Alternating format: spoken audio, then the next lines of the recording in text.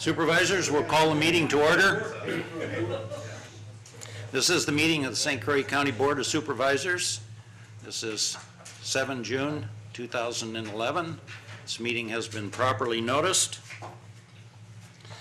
We have with us tonight Pastor Mike Roeder from Christ Center Assembly of God Church. I would invite Pastor Roeder to come forward for the invocation. Supervisors, please stand. Thank you. It says in Psalm 33, "Blessed is the nation whose God is the Lord, the people he chose for his inheritance. From heaven the Lord looks down and sees all mankind. From his dwelling place he watches all who live on earth. He who forms the hands of all, who considers everything they do. No king is saved by the size of his army. No warrior escapes by his great strength. A horse is a vain hope for deliverance. Despite all its great strength, it cannot save. But the eyes of the Lord are on those who fear him, and on those whose hope is in his unfailing love." Heavenly Father, we acknowledge you before the St. Croix County Board meeting. And we acknowledge you and actually invite you here tonight. Lord, I pray that you would grant us wisdom as issues are discussed, as they're charting new territory, that God, you would give them understanding, eyes to see new ideas, ears and minds to hear and comprehend and understand the best course of action for the greatest good, for the greatest amount of people. God, we pray for your wisdom. We pray for your understanding, and we thank you in advance for that. In Jesus' name, amen. You bear me in the Pledge of Allegiance. I pledge allegiance to the flag of the United States of America and to the republic for which it stands, one nation under God, indivisible, with liberty and justice for all.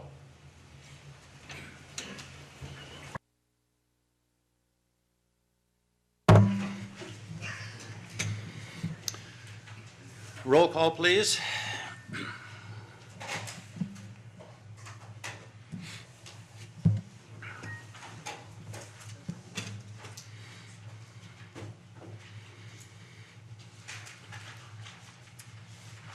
And we do have 15. Absent tonight are Supervisors Karen Meyer, Bill Peavy, Esther Wentz, and Robert Scheer. I have heard from all of them, and their absences are excused. We do have a quorum present. We do have 15 supervisors, and we will proceed. The agenda is as you see it. There will be no changes in the agenda. Is there a motion on the consent agenda? Motion from Supervisor Schrank, second from Supervisor Larson.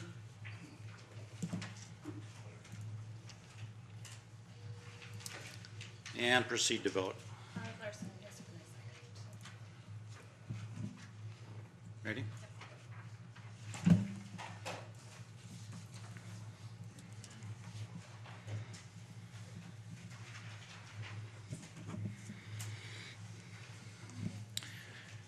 And the consent agenda is adopted. We have one annual report tonight, and that is the annual report from Health and Human Services. That report has been distributed for your review. It is exceptionally well done. I compliment Director Fred and his staff. Mr. Johnson, you have done yeoman work in the presentation of that annual report. I did discuss this with Fred earlier. He believes that all of you are literate folks and can read this and will, in fact, read it.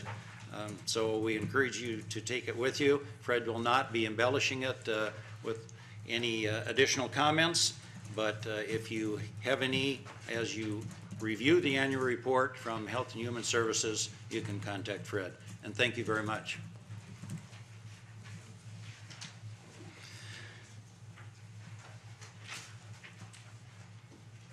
A number of months ago, we began a couple of processes. We began the preparation for a transition to a new style of county government, moving from an administrative coordinator to a county administrator. And we engaged Charlie Carlson, HR professional, to assist us in that process. We also began the process of reviewing our non-represented pay plan. And even though these did not start out as connected issues, it became clear as we got into them that they did have a certain synergy, particularly as we began to review the need to have a pay plan that went in the direction of pay per performance. So the juxtaposition that is here tonight is more coincidental than strategic, but the juxtaposition is that we are now ready to look at the results of both of those processes, which have taken some considerable period of time. And so in our agenda tonight, we will have a resolution dealing with the changes to departments and positions, to bylaws, to procedures, in anticipation of changing to a county administrator.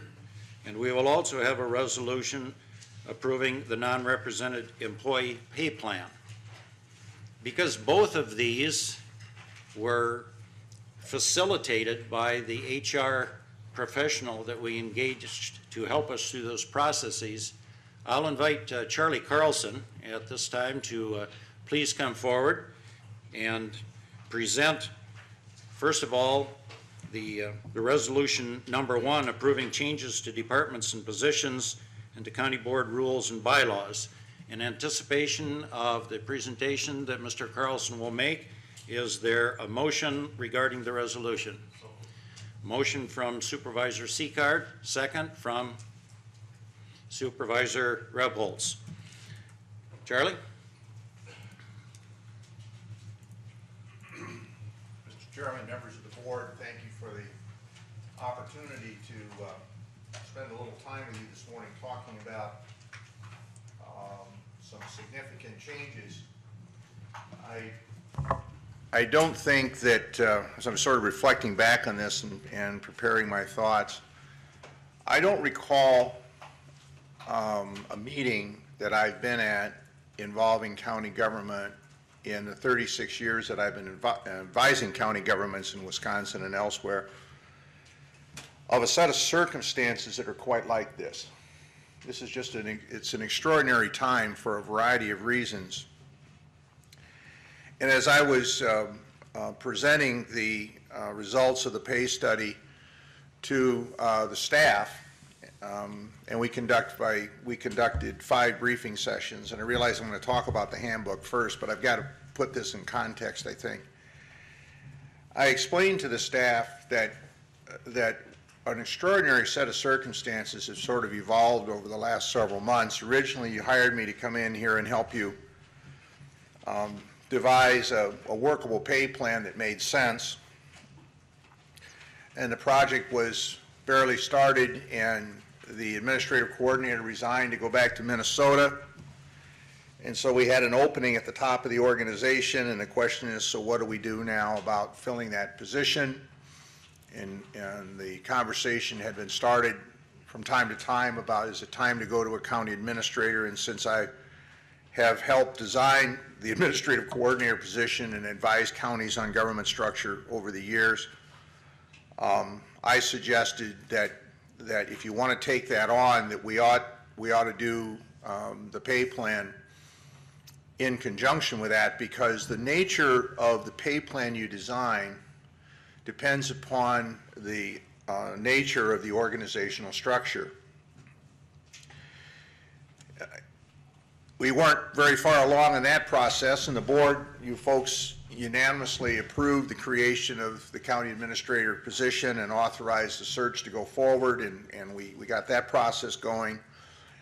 And the governor dropped a very significant piece of legislation on us in terms of collective bargaining. You know, and in our setting here, with 650 employees, approximately 500 of those are covered by union contracts. So the vast majority of the employees have been covered by collective bargaining.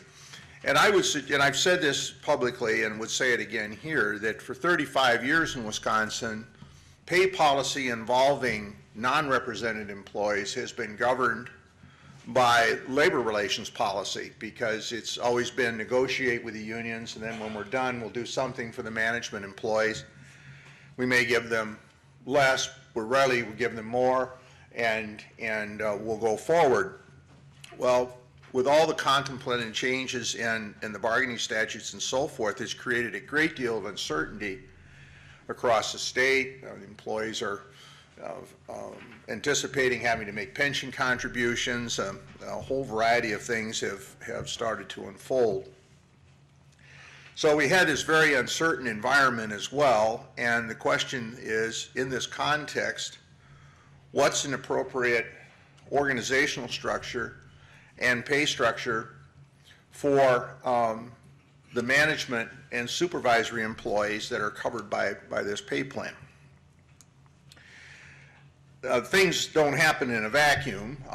The county has a set of policies that govern employment activity in your Human Resources Handbook, and so that became a key document to examine to see what changes we might have to make, not even looking at the collective bargaining changes, but looking solely at the question of the administrative coordinator and the organization of administrative services and the structure of the pay plan. And so over a series of meetings with the administration committee, we gathered input, we discussed and so forth what changes we would need to make, and went through it section by section, and staff looked at it, we discussed it in committee and so forth, and brought forward the document that you've received.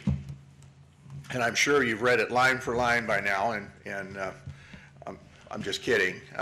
It's a fairly voluminous task, but there are any number of changes. What I wanted to emphasize is that we did not tackle in this document such things as an employee grievance procedure. Under the law, if it's implemented, the changes in collective bargaining law, we would need to have an employee grievance procedure that's different than the one we have today. Well, we didn't deal with any of that. We didn't look at any other sections of the policy that might have to be modified. So I'm telling you this because it could be that in 30 to 60 days, Human Resources or Administration's back here with another set of discussions involving this policy and put you through it all over again. And I don't want anybody to feel as though we had misled you that said, well, this is going to be it. You only have to read this once. You're going to probably have to be through it at least one more time yet this year in a comprehensive way. So the changes that are contained in this policy are focused on the implementation of the county administrator form and the processes associated with changing your pay plan and adopting a pay plan. So they're integrated, and while you'll be looking at 3 different actions, there is a relationship between the 3, and I want to make sure you understand that as we walk through it. I don't know how you would like to go through this. It is a rather long document. I'm sure you're not going to defer the way you did on Fred's departmental report. There will be specific things you want to ask about, and maybe the best way to do that is just to open up the floor to questions to see if there's anything in here that you don't understand or have questions about that I can explain to you and give you the underlying rationale. Chairman, does that make sense? So, and since this is also a product of a lot of different fingerprints on this in terms of policy development, anybody who's participated in this, I think, should be fair game in terms of answering questions as well, because I'm sort of the quarterback, but I'm not necessarily the content expert on all the provisions and so forth. So questions that anybody might have? Or does it all look good?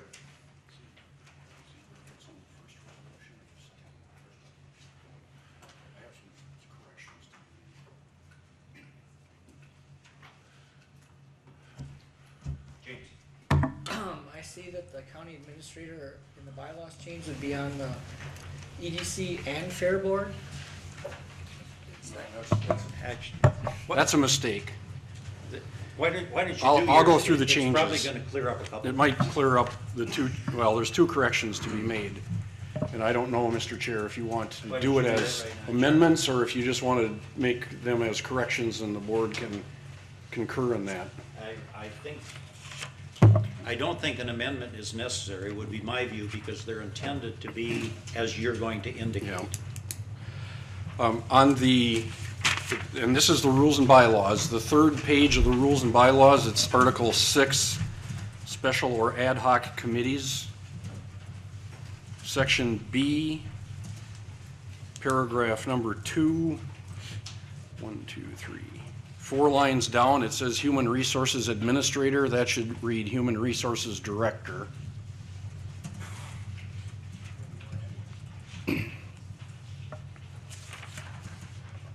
And the other one is, as James indicated, on the 5th page, the St. Croix County Fair Board shows changes to the representation, and that shouldn't have been changed at all. It should still be 3 supervisors.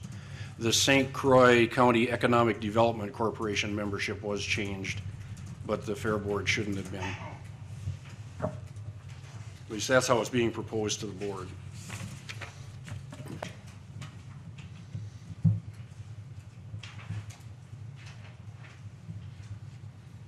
Any other changes? Is that it? Why don't you just call on people? I mean, Fine. make this a little more efficient here. Steve? Thanks, Charlie. I guess I'd like to speak to the piece on the change that's been made for item I in the, for the change in the Economic Development Corporation. I would speak in favor, or against the change of removing a supervisor and putting the county administrator in there in place of a voting elected member. And the reason why I feel that way is because the county administrator is a public employee, and economic development is more dealing with the private sector. I think that it would almost be in a conflict of interest to have a county administrator as a voting member to replace a sitting supervisor. To remove that. And the other piece, the other side of that, while we're making changes here on the county rules and bylaws, the other half of that is this has not been a recommended change on behalf of the Economic Development Corporation in that they have not adopted that position. Their bylaws say that they will have 3 supervisors on their board. And my feelings are, if the Economic Development Corporation wishes to have the county administrator sit on their corporation, that would be up to them. But I don't think this body here should be removing a representative from that entity. I guess that's why I would be opposed to this change. It just so happens that we have the president of the St. Croix County EDC seated here as a supervisor, and I will call on Supervisor Seacard for response and rebuttal. While we, at the Economic Development Corporation, has not taken this up, it was purely coming from the interview process that we held in the administration committee. Our 3 external participants on the interview process felt it was rather important that our new county administrator, whoever that may be strongly involved in the community as an outreach. And when we were going through the same process later on through the process of the administration committee reviewing the bylaws, through dialogue with the committee, we thought this would be a chance to show that support to the business community of having the new county administrator involved in that process. And that's entirely where this thought process came from. And Steve, in response, this is not a change that I had made, so I have no comment about it. Yes? Why couldn't we just leave the 3 supervisors on there and require the administrator to attend as a part of his or her job duties. Good. I guess I wouldn't be opposed to that process if that's the will of the board.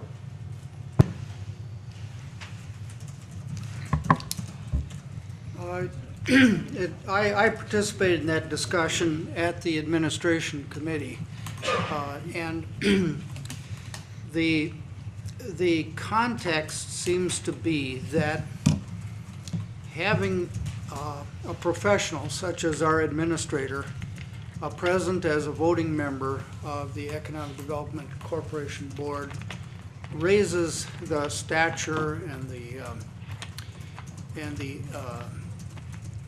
the speech or the information available at meetings, and makes it also easier or more obvious or more ready to assert the position that the county, as a county organization, is vitally interested in economic development.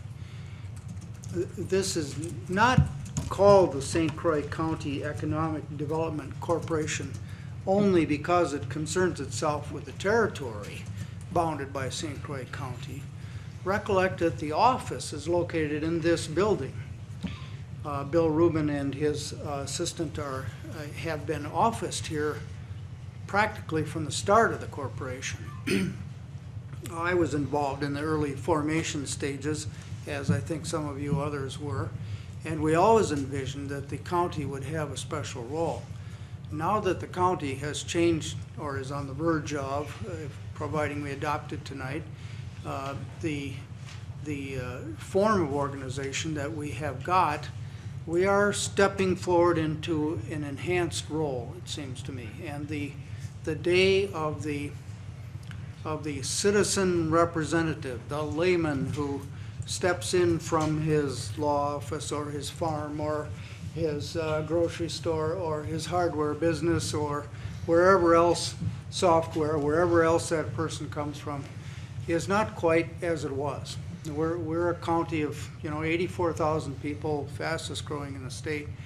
And I think that context is what led the administration committee to adopt this suggestion that Ryan offered to the administration committee, that this is the right time to take this highly visible leader of the whole employee staff of St. Croix County and put that person into a point position on the board. And I think it was the right decision. I encourage the rest of you to back it. Fred? Good. I guess I'm not opposed that the county administrator be on the EDC, but I think just as a courtesy, we ought to, Ryan can speak for himself, but I think we should, I'd like to hear from the full EDC board, their opinion, before a decision is made.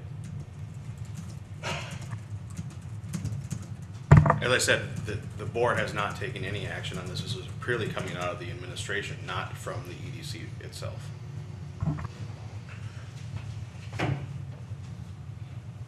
Steve? The board chair, I'd like to move that this be, this particular item be tabled to a later time until we hear from the EDC as far as what their position is on it. I feel that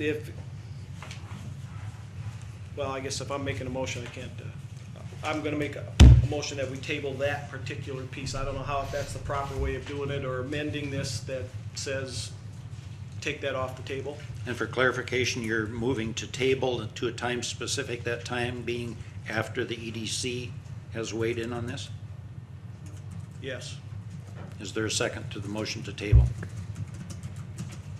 Would the motion be in order? I question whether you could table this section of it. Yeah. We'd agree to just maintain the status.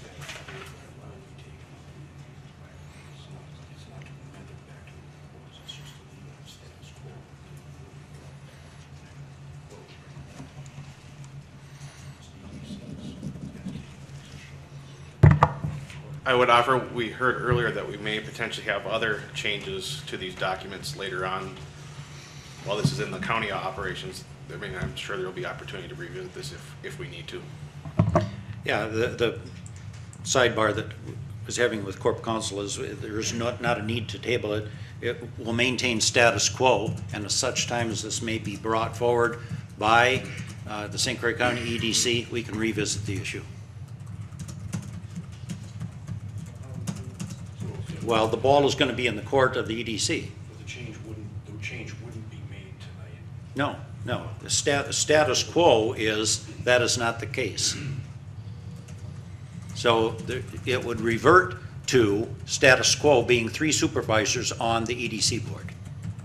Until a later time? Until a later time, at such time as the EDC, and they would be the catalyst, would bring a request to us. So I guess what I'm hearing then is, what really should be in is to amend, make the first change right here now, amend to strike this and leave it as normal. Not to, when we approve these changes tonight, that's out of there. Right, yeah, and that's what we're really saying, yeah. Yeah. Yeah, you just cross it out and then we stay at status quo.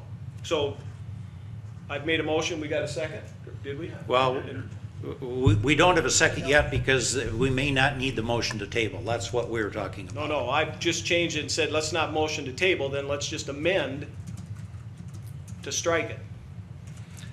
And the Leave document it the that's way it is. presented has it in it? All right, that would be germane. All right, your motion to table died for lack of a second.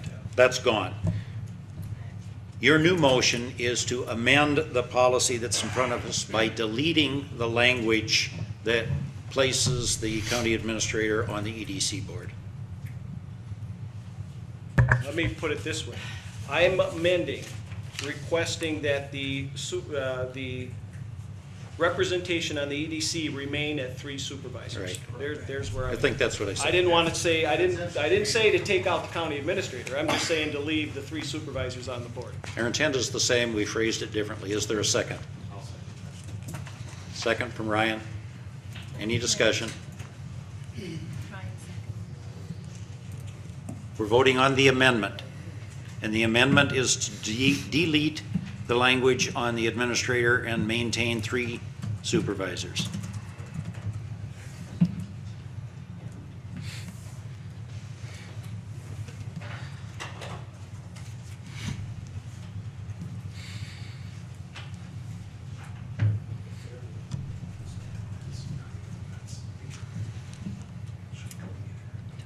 And that is stricken. Revise your document by striking that language. That amendment has been adopted. Charlie. Next question. Sharon. Thank you, Board Chair. I just have a typo correction, I believe, on this, what would be in Article 6, under number 2. I do believe the wording should say Human Resources Director, not Administrator. I think Greg corrected that Oh, I'm sorry, I didn't hear already. Greg read that. You did. Yep. Very quiet. Oh, thanks, Greg. Never mind. Additional questions?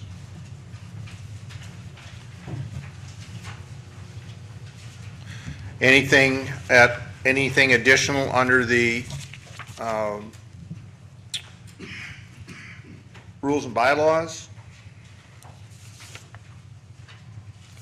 Any questions regarding the Human Resources Policies and Procedures Handbook?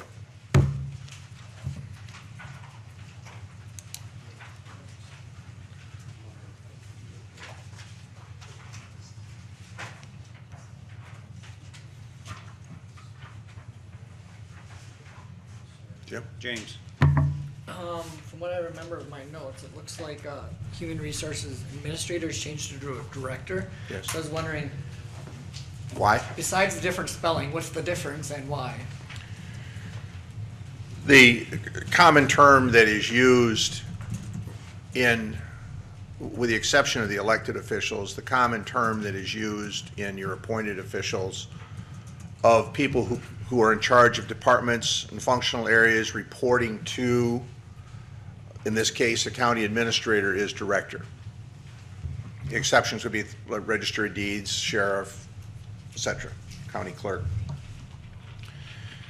The model that you have had, or have yet until these changes are made, under the administrative coordinator is several years ago, you did have a director of human resources, maybe even called it personnel then, I don't recall, but in any event, that was modified, and the administrative coordinator had responsibility for finance and human resources as an area of direct responsibility.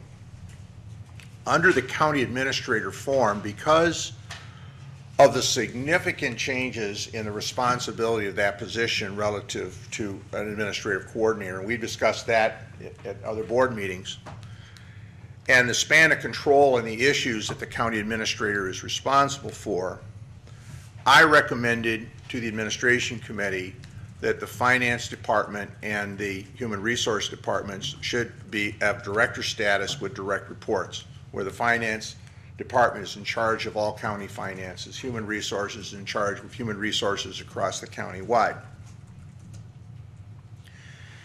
Why is that important? Well, in an organization of this size, 650 employees, $75 million organization, you're a very significant, complicated business, if you will, government.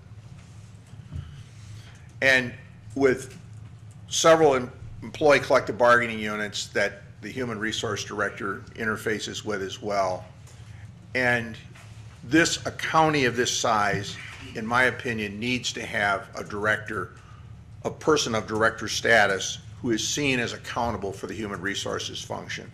And that the county administrator would want a person of that status accountable to them. And so a variety of changes have been made in the policy in terms of the functioning of that role to reflect that level of responsibility.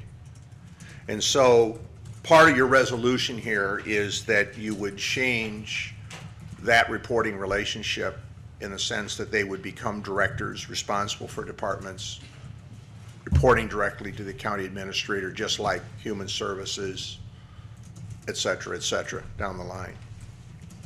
And I think that's a good change.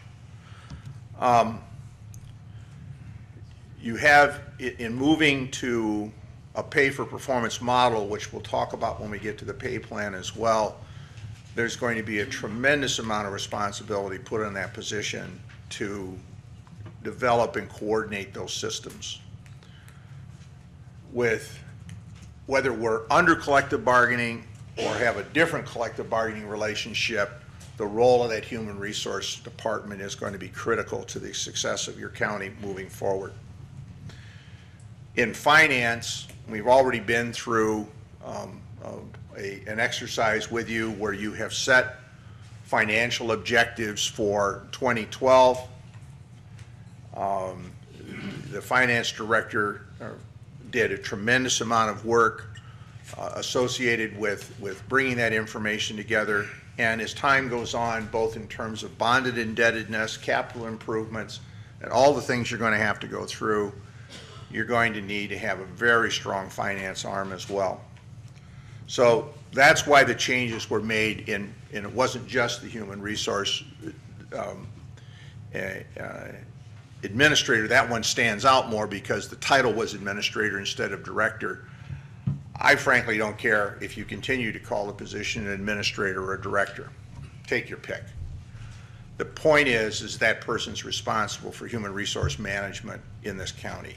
And that's the piece that needs to be acknowledged, and that's why the name change was put here. But more importantly, the reporting relationship was emphasized, and it was stated that that is, like finance, that is a department that stands on its own two legs, as opposed to being sort of submerged within the administrative suite, and has status in the organization that is equivalent in reporting status to the Corp Counsel, Human Services, whatever the case may be in terms of direct reporting relationship.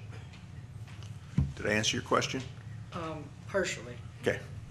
When I look on the website, those are both listed right now as directors. Am I missing something? Could be. I mean, I don't know.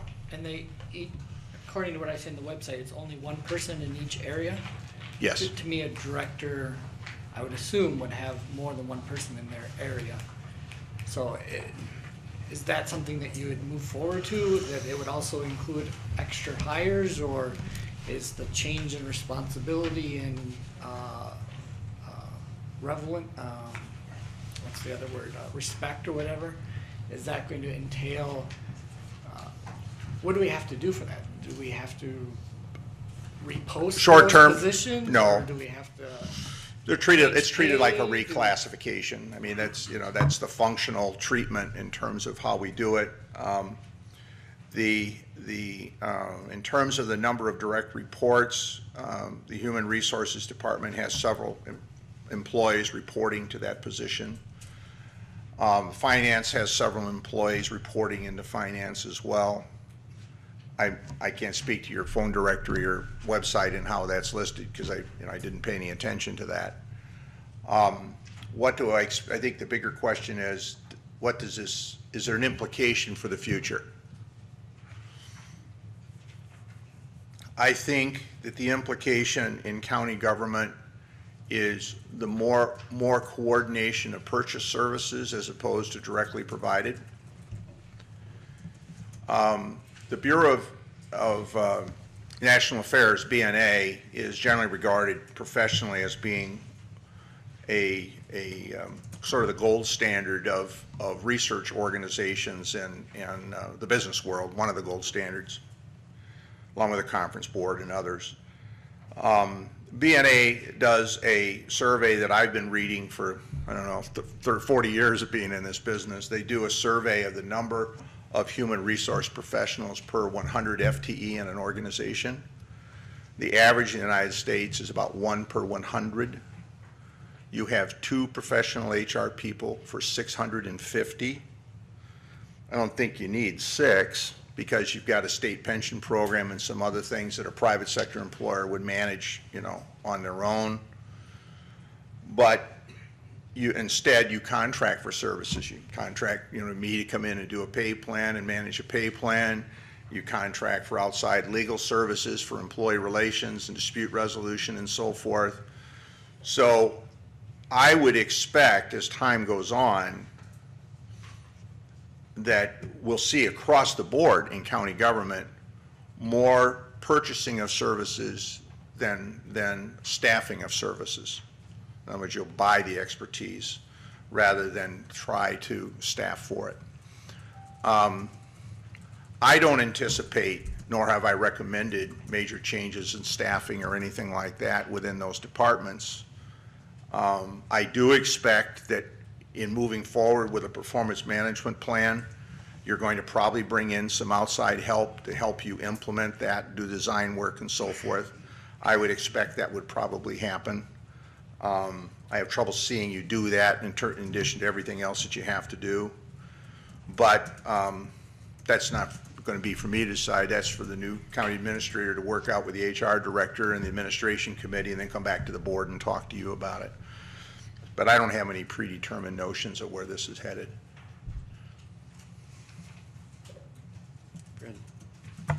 So the difference between an administrator or director, is there a pay grade or a step plan difference? I graded the job as I saw it. I see the job functioning as a director level. It certainly has functioned in that level in the absence of an administrative coordinator. If you decided to not go to the county administrator route and you reverted to an administrative coordinator and you said you wanted the administrative coordinator to be in charge of HR, then we probably wouldn't be making this change. So I guess to make it more clear, so there is a pay grade difference for the HR going from an administrator to an HR director versus? Yes. There is. If this person was a straight HR manager, do what you're told, basically be a transaction person and so forth, you would pay the position less. In terms of the direct implication for the incumbent, I think the pay increase is something short of 10 cents an hour.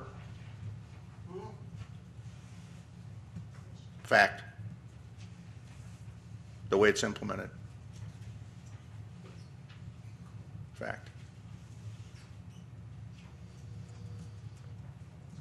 Person goes to, I believe, the minimum of the pay grade and then has to work their way up and stay in order to see the increases. There is no, What's the increase in a few years when they reach that midpoint?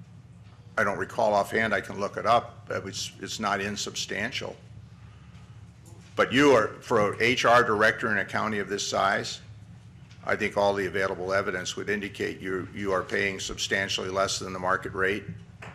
Now, I could have recommended you bring the person to the market rate, but that, in a situation where we have not been granting pay raises, that would have been just absolutely a lunatic motion, and I have not recommended it. I'm sure the incumbent would prefer to go there, but that's not something I'm prepared to recommend. Sharon? Thank you, Board Chair. My understanding is that the pay raise for the position we're discussing under the new pay plan is about 4 cents per hour. I was a little high at 10.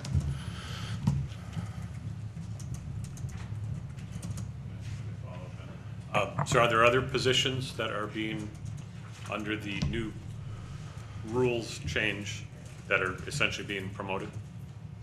Yes. I'm sorry. Are there other positions, so other than the human resources coordinator going to director, are there any other positions that are under this new organization being promoted or have a higher pay grade or pay step than what they currently are at? Well, everybody is going to a different pay grade. I mean, the structure is substantially different than what you have now, so, I mean, that's almost an impossible question to, yeah. The question is, under the restructuring, is there a change in the salaries? And the answer would be no. Under the pay plan, there may be changes, but not under this resolution, there isn't. If you retained, I'm reading between the lines here because, you know, I'm doing this, I've always been proceeding on the assumption because of the board's adoption of the county administrator as a model you wanted to move to, that that's where we were going. If you backed up and said, no, we want an administrative coordinator, we want it the way it's been in the past, I probably would be downgrading the finance director. Yes. Yes. It may have implications for the other department directors because typically in this administrative model, the accountability of all the department heads tends to rise, and so there is somewhat of a rise on their ratings as well. If you reverted to an administrative coordinator and said that's what we want, I would end up probably evaluating all the department heads, and I'm not sure they would have the same outcome. But there have been other jobs that have moved up in pay range in terms of outcome, in terms of their pay ranges being higher than they are today, but that's not necessarily as a result of the county administrator form of government. That's because they were just, in my view, misclassified previously. So what other job title changes are there for positions? And maybe that's the more correct way of none? There were a job or two that came through Human Services. They said, we want to change, you know, we wanted some different options here. We've got some jobs we want to look at differently. There was a speech therapist type job. So as time has gone on, I've looked at other jobs and viewed them, but there hasn't been a wholesale move in that direction. No. Thank you. You're welcome. Supervisor Marzov. Yes, thank you, Mr. Chairman. I just have a housekeeping question. I wondered if we could look on page 19, first of all.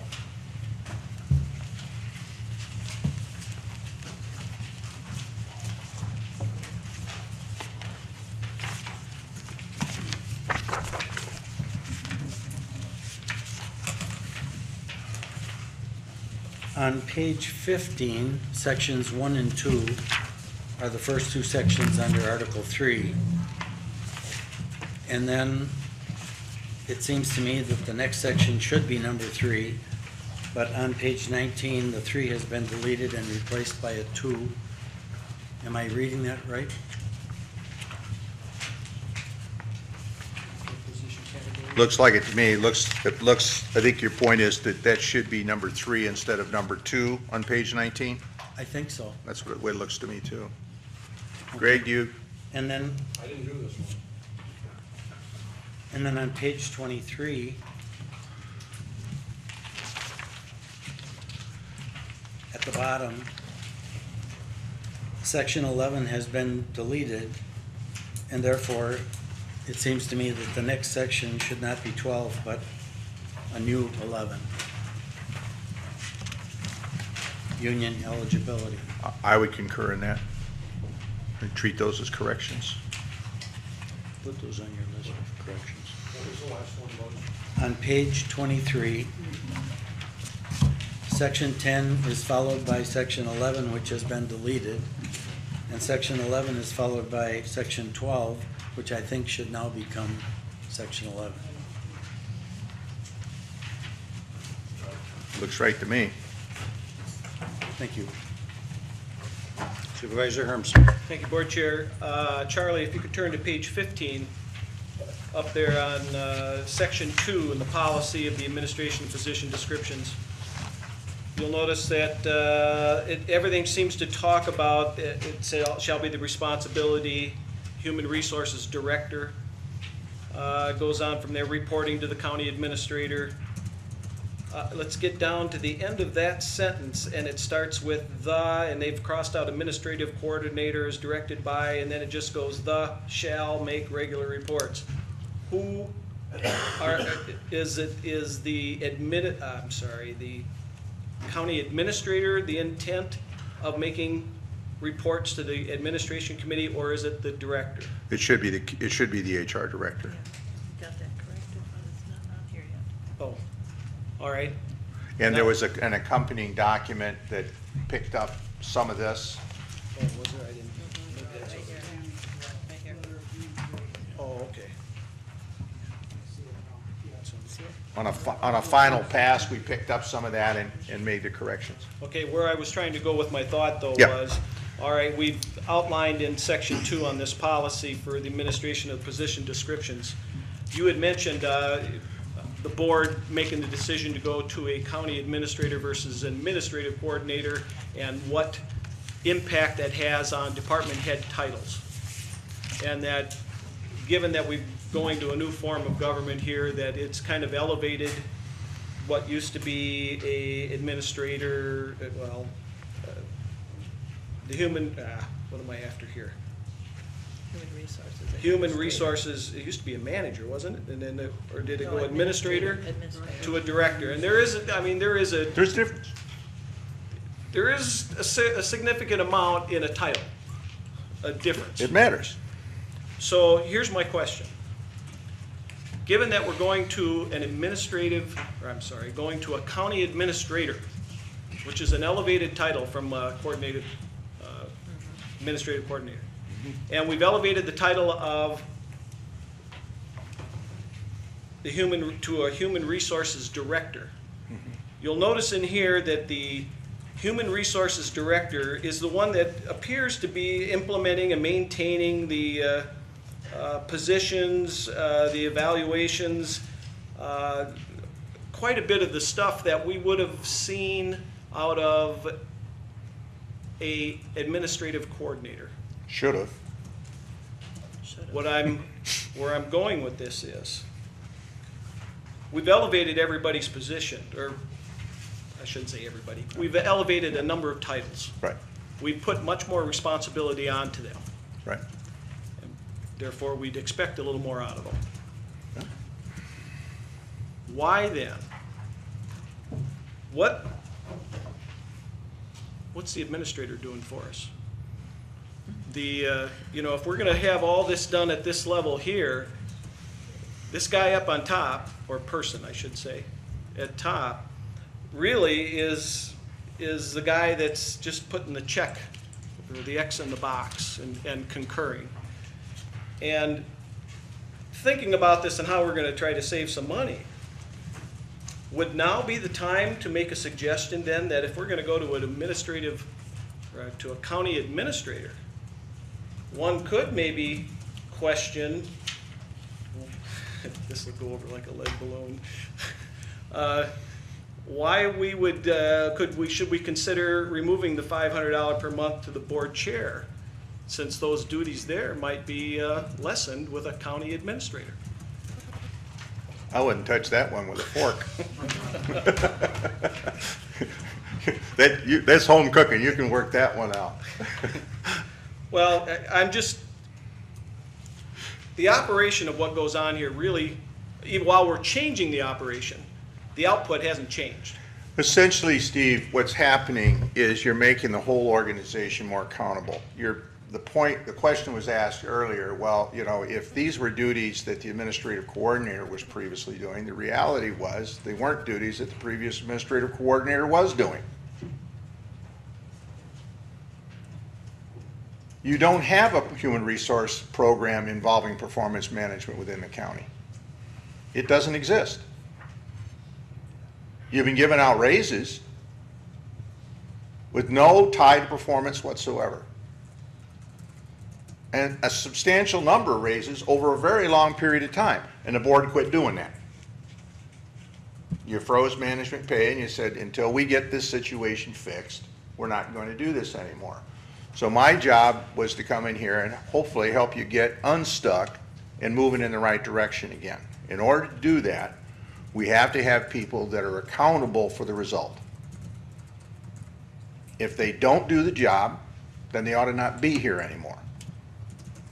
So on the one hand, I mean, the question was, well, if you make the human resources administrator, manager, whatever the title is you're using today, a director, and have that person accountable and responsible for the function of the human resource system, that person is expected to do exactly that. But in fairness, you know, if you're going to give the person the responsibility, over time at least, you ought to give them the pay, 4 cents an hour to begin with. The rest, if you do the job and stay, and you're going to have to meet the county administrator's performance criteria because you now serve at the pleasure. You don't have just cause. You don't have due process. You've got to convince one person that you're doing a job, and that's the person you report to, and you serve at the pleasure of that person. So what's happening here is we're putting some expectations in policy on a number of folks and saying, you've got to perform. And that's not to say that the person hasn't been performing, but if it's not clear what your accountability is, if it's really the administrative coordinator's responsibility in your policy, you can't, if you're unhappy with something that's happening in human resources, it'd be totally unfair to turn to the human resources manager and say it's your fault. And I have not, in any conversation I've had with anybody involving any of this, had anybody say they have a problem with performance, ever.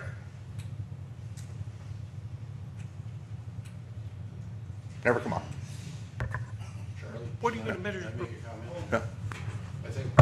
I wanted to respond to Steve's question about if all of this is placed in the Human Resources Director's authority, then what is the county administrator doing? Well, I was getting there. All right, go ahead. No, go ahead. No. The county administrator is responsible for the program. The Human Resources Director carries it out under the direction of the county administrator. Does that make sense? Okay, all right.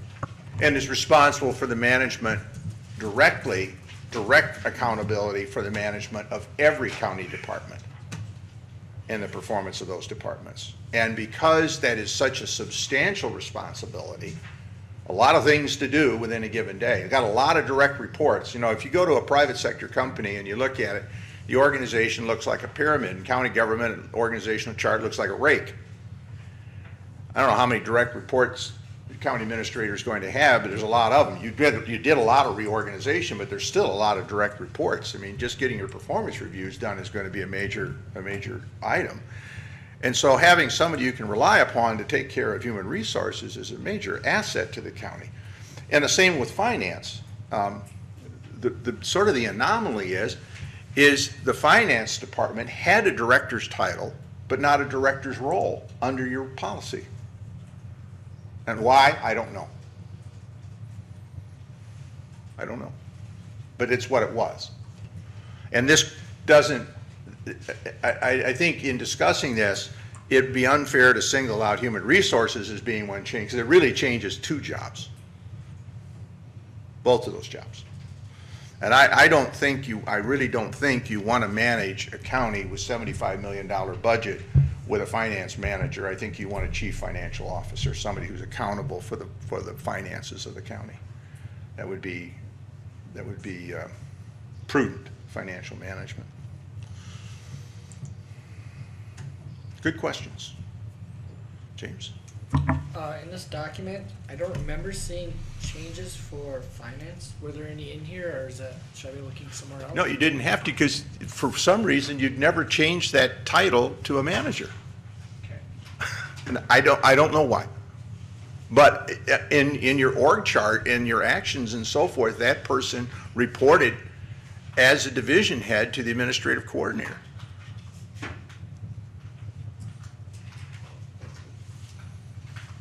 And that was a problem, because when it came to things like, why don't you have a long-term capital plan? Well, you can't turn to the finance director and say, where's the long-term capital plan, if it was the responsibility of the administrative coordinator to give you one.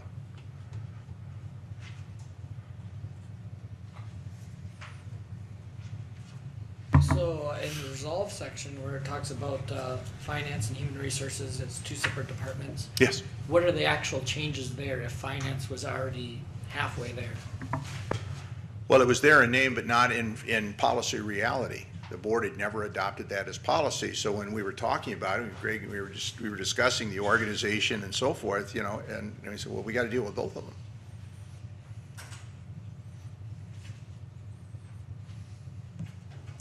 Supervisor Nortonbaum. Thank you, Board Chair. I'd just like to say that, for clarification, if I could, that the person in the position of finance director reported to the administrative coordinator.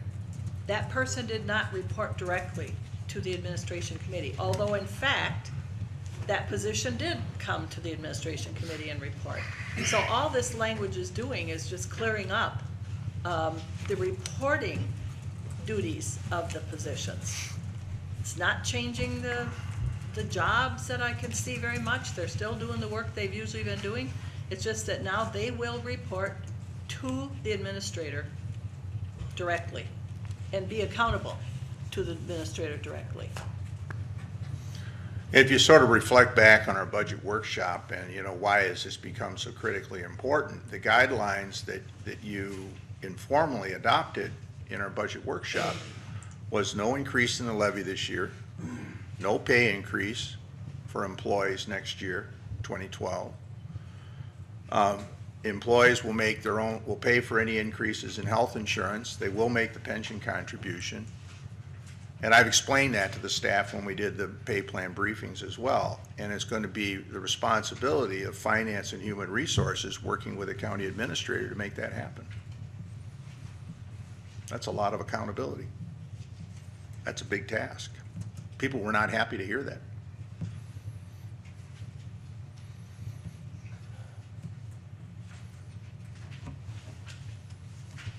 Are there any additional comments or questions for Charlie?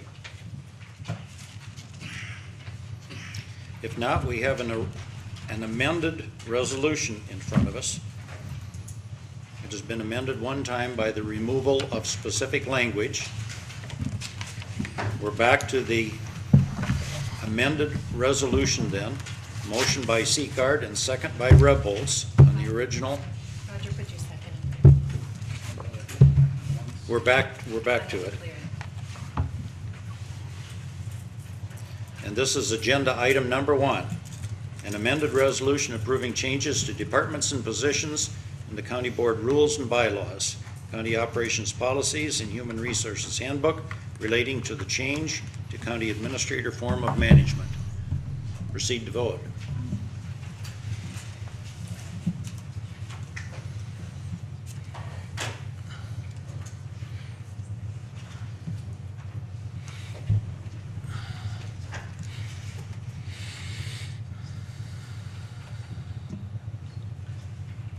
And the resolution is adopted on a vote of 14 to 1. We'll now proceed to agenda item number 2.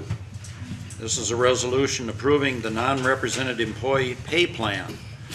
Elements of that discussion has been creeping into the dialogue that Charlie has been having because they are somewhat intertwined, but now we will specifically move to the document that was distributed for your prior review. This has gone through a couple of draft maturations, and the one that should be in front of you would be dated the 16th of May, entitled St. Croix County Non-Represented Employees Pay Study Report. To facilitate our discussion and presentation, is there a motion on resolution number 2? Motion from Supervisor Norton Bauman and a second from Supervisor Malik. Charlie? Thank you, Mr. Chairman. Let me review for you the work that we did in putting this set of recommendations together. At the request of the county, we worked on from established job documentation that was provided to me. As you probably, some of you will recall, the county had been through a very laborious process of documenting jobs through a former consultant. Job descriptions had passed back and forth, been discussed, revised, etc., and I was provided with a final set of documents to use. And I reviewed those documents. I did some interviews with department heads, talked about organizational structure and so forth, outstanding issues, and then used that documentation to apply our point factor job evaluation system. And that system has been included in the report. We've been totally transparent in that system in terms of the grading system, how we've graded each and every job classification and made that available to everyone. So what we do with job evaluation, essentially, it's what we look at to determine whether positions are internally equitable relative to each other.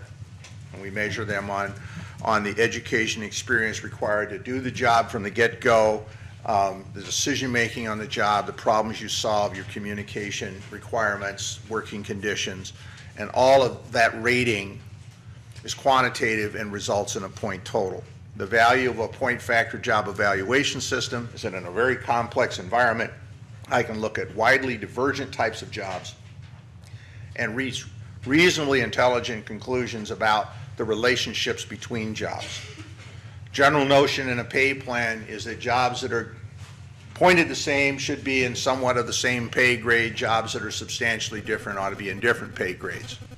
Arguably, every job could have its own pay grade, but you can imagine with 170 employees, that would be a mess to administer, because every time somebody's job changed a little bit up or down, you'd be changing their pay grade. So we tend to have grades as opposed to individual rates. So we go through that process of job evaluation. Next step is we step into the marketplace and we ask the question of the administration committee, who do you want to compare yourselves to?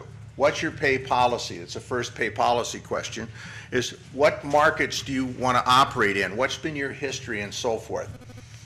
And we had a very thorough discussion of that, and sort of go back to my earlier comment that fundamentally pay management in the public sector has been determined by bargaining law. And so you have had a set of bargaining comparables that you've used over the years, 18, 19 counties.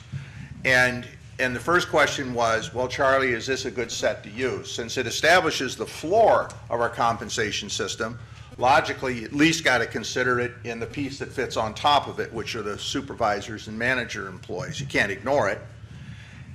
Do we need more? Do we need less? And so I looked at that list of counties. I looked at such measures as population, equalized value per capita, median household income, and came to the conclusion that, you know, we're a little higher than the average, but that it was a workable group to use.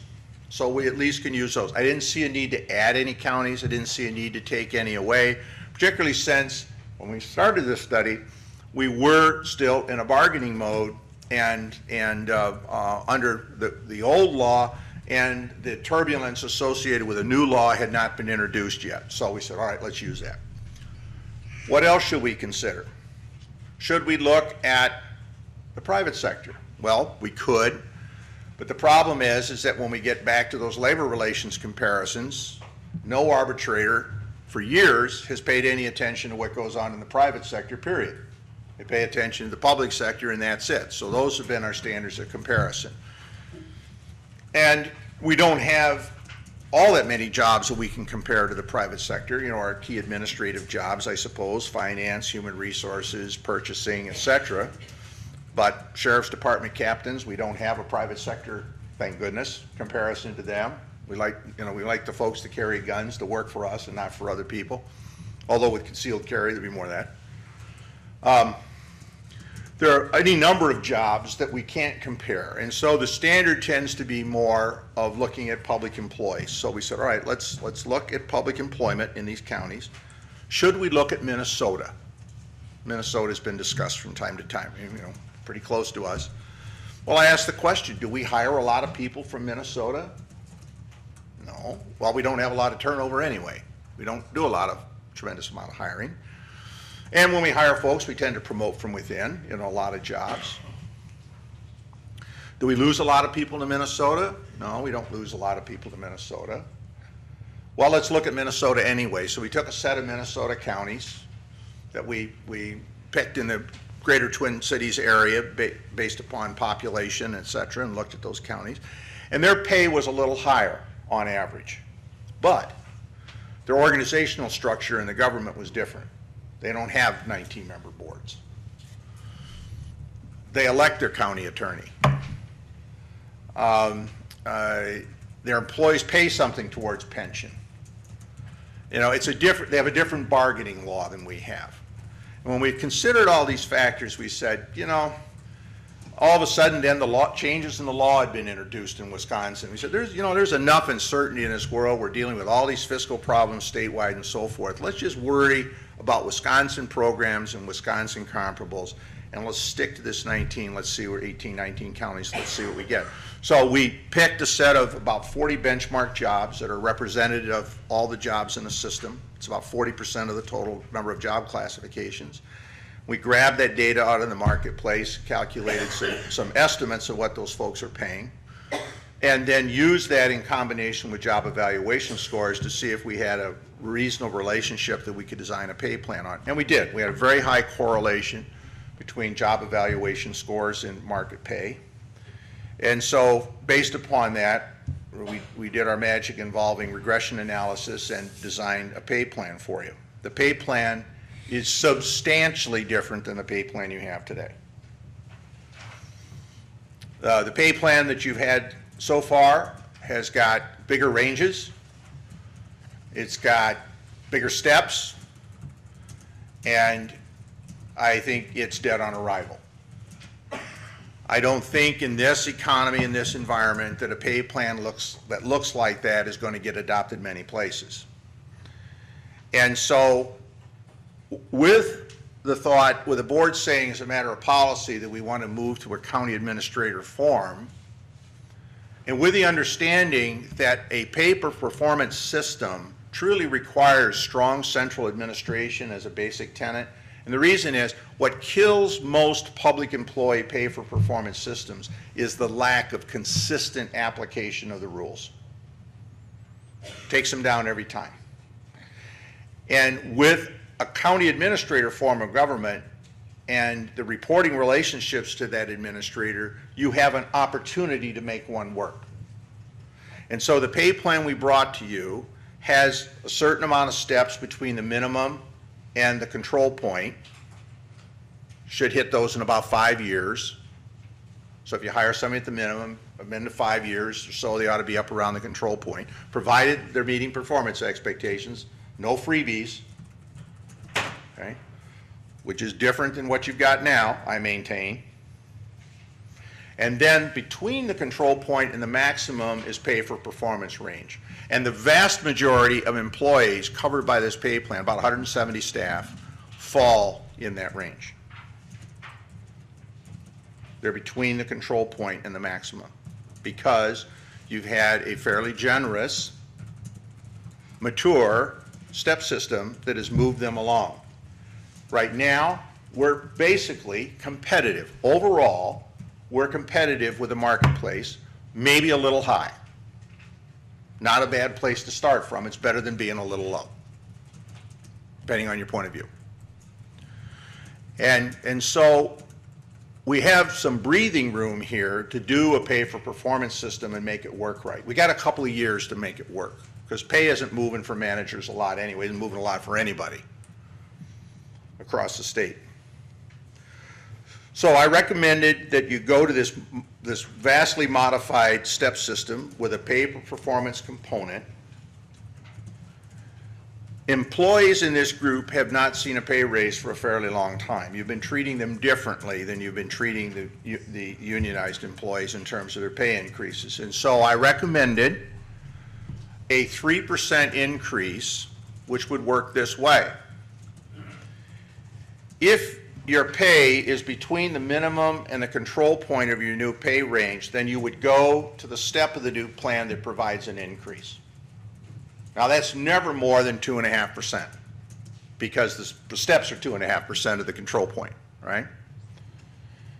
And anything that's then does not come up to 3% would be paid in cash as, can I use the bonus word? Can be paid as cash as a one-time payment, non-basic cumulative. Anybody between the control point and the maximum, and again, that's the majority of employees covered by this pay plan, would receive a 3% one-time cash payment in July. Now, their pension contribution under the law is going to be 5.85. So it's some restoration of money out of that pension deduction, but it's a one-time event. How did I come up with 3%?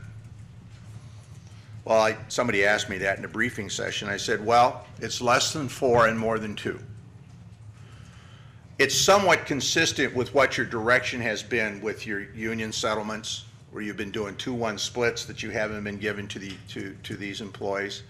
And so it sort of rectifies some, but it does not make them whole relative to the union employees. And as you can well figure out, the large portion of that cash outlay would be paid for by the pension contributions that the employees are going to make very soon under the new law, whichever law finally emerges from the legislature. Now,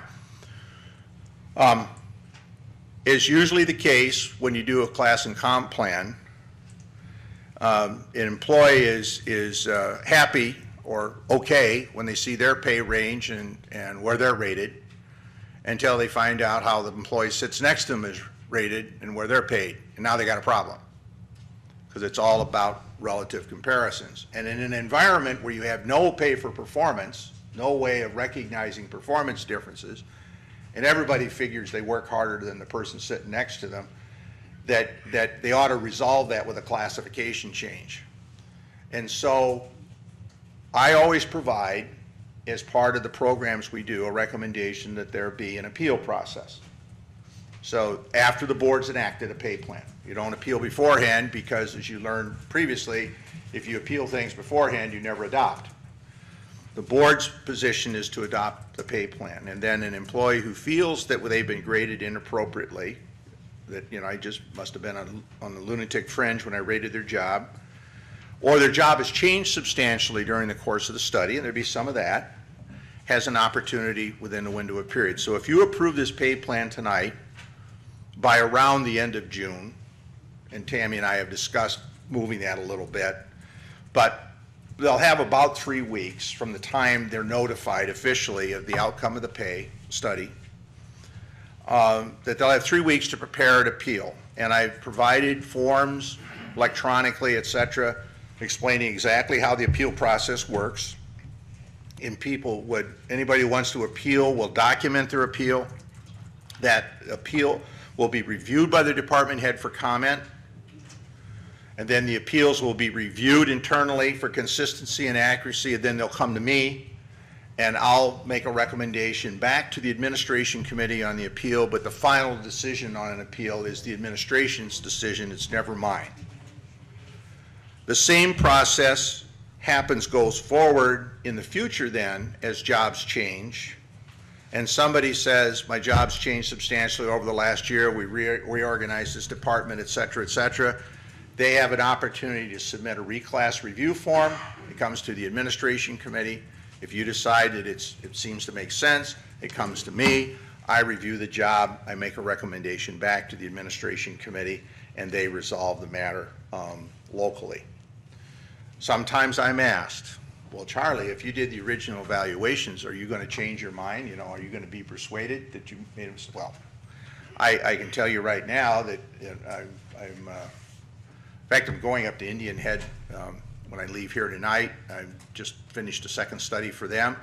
I think I had 33 appeals or something like that, 30 appeals, and I think I made recommendations in favor of the employees in 2/3 of the cases. And they persuaded me that there was a change or whatever and that they should be rated differently. So I don't have a problem. I don't have a problem being wrong. That doesn't bother me even a little bit. And the important thing is to try to get it right. And that's why we have this appeal process and so forth, but ultimately the decision doesn't rest with me. No employee's pay as a result of this study will be reduced. And that question came up. Well, if I'm in this merit range and I make more than the control point, are you going to whack me back to the control point? No, I won't do a study in which I recommend somebody's pay be reduced. I will recommend, as the case may be, if they're above the maximum, that they be red circled until the range catches them, or that we have some sort of a policy in place to deal with that. But we didn't have a lot of that, so that's not a major issue. So those are the major features of the pay plan. It's intended to provide objective external analysis to your process.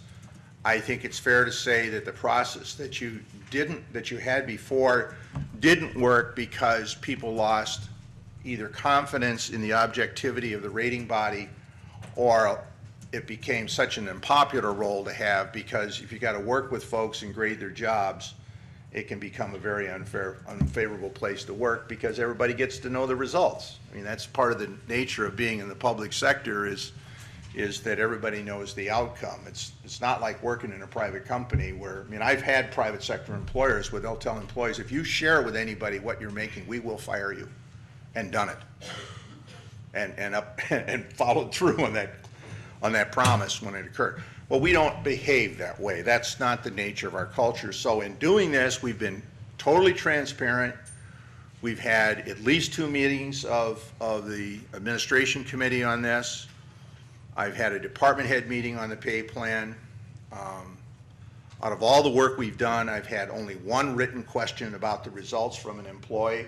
It was a long question. It went on for a couple of pages. I responded to every single item to that person's satisfaction, answered it in detail, had some very good points, helped me out. I appreciated it. And we've done 5 employee briefings over the course of 2 days here and in Baldwin and New Richmond, meeting with staff. I can't report to you that everybody is delighted with the outcome. This is a major game changer in terms of how pay is determined on a go-forward basis. But it's my professional judgment and my reflection on the discussion we had with the administration committee is that we really need to make a change in how we do business. That we can't do business the old-fashioned way, that the times they are changing and we got to get with the program. And I've said before, other elected bodies, that fixed step systems for managerial employees are dead.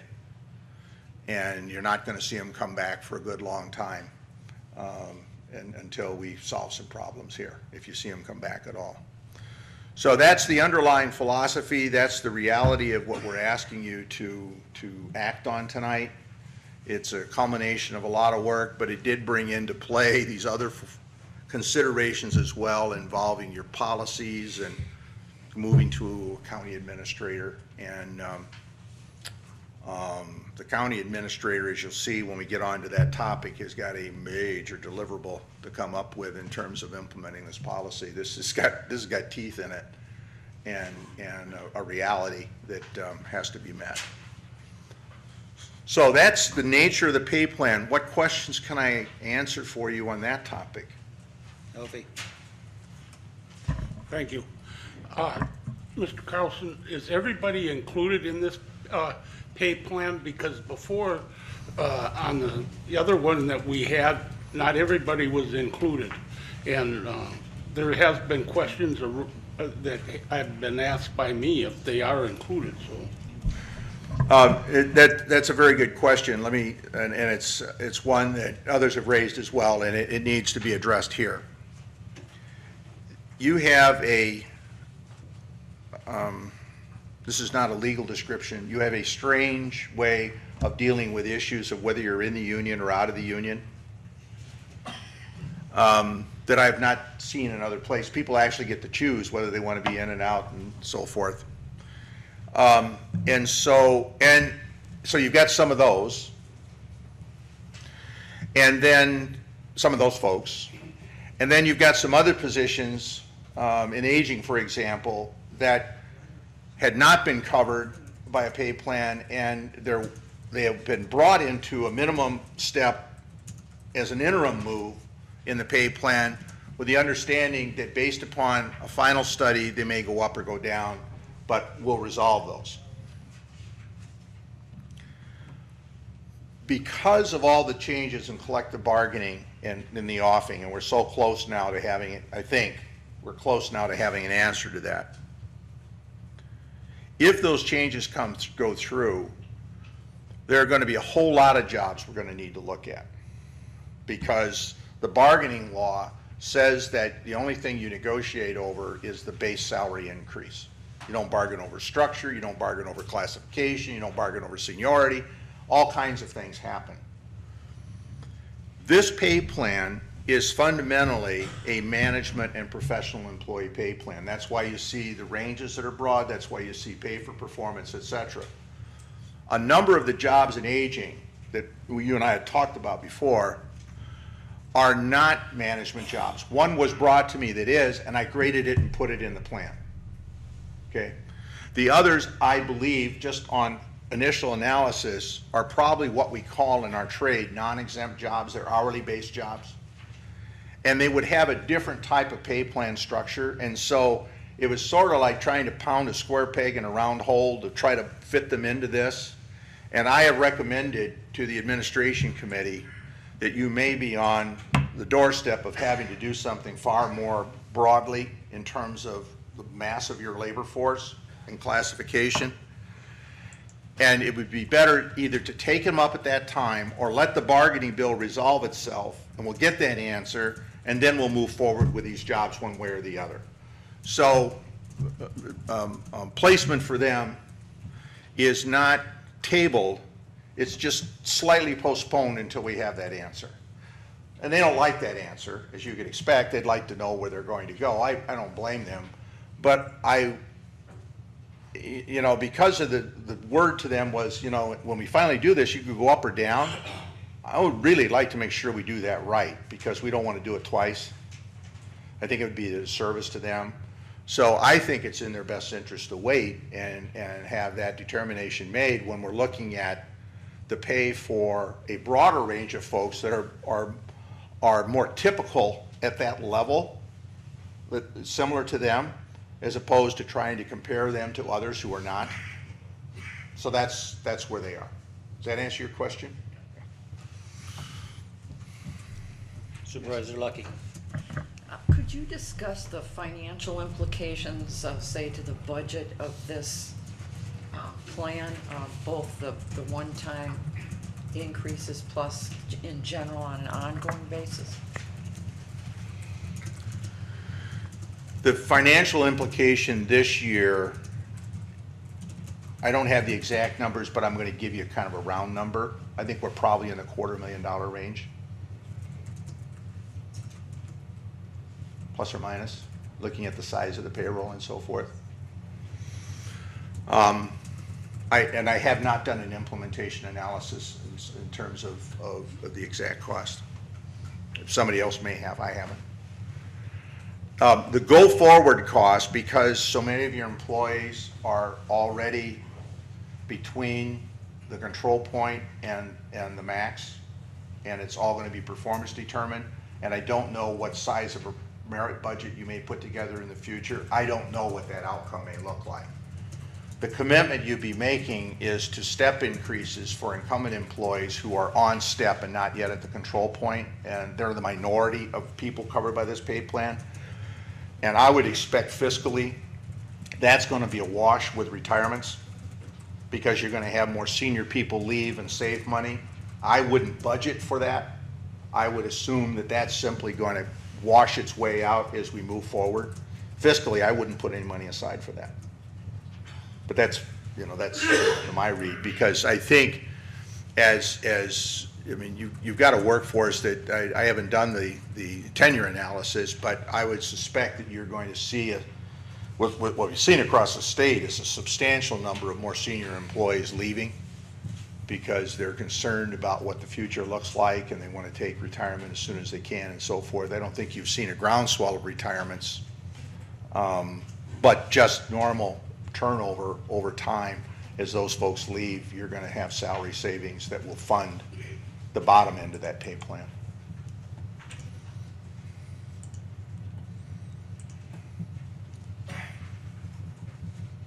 Long story short is probably manageable within your existing resources, particularly when you look at the pension hit. Yeah. Lauren? I had a question about, I can start off and tell you I don't like to pay for performance in public sector. You are aware of that. Yeah.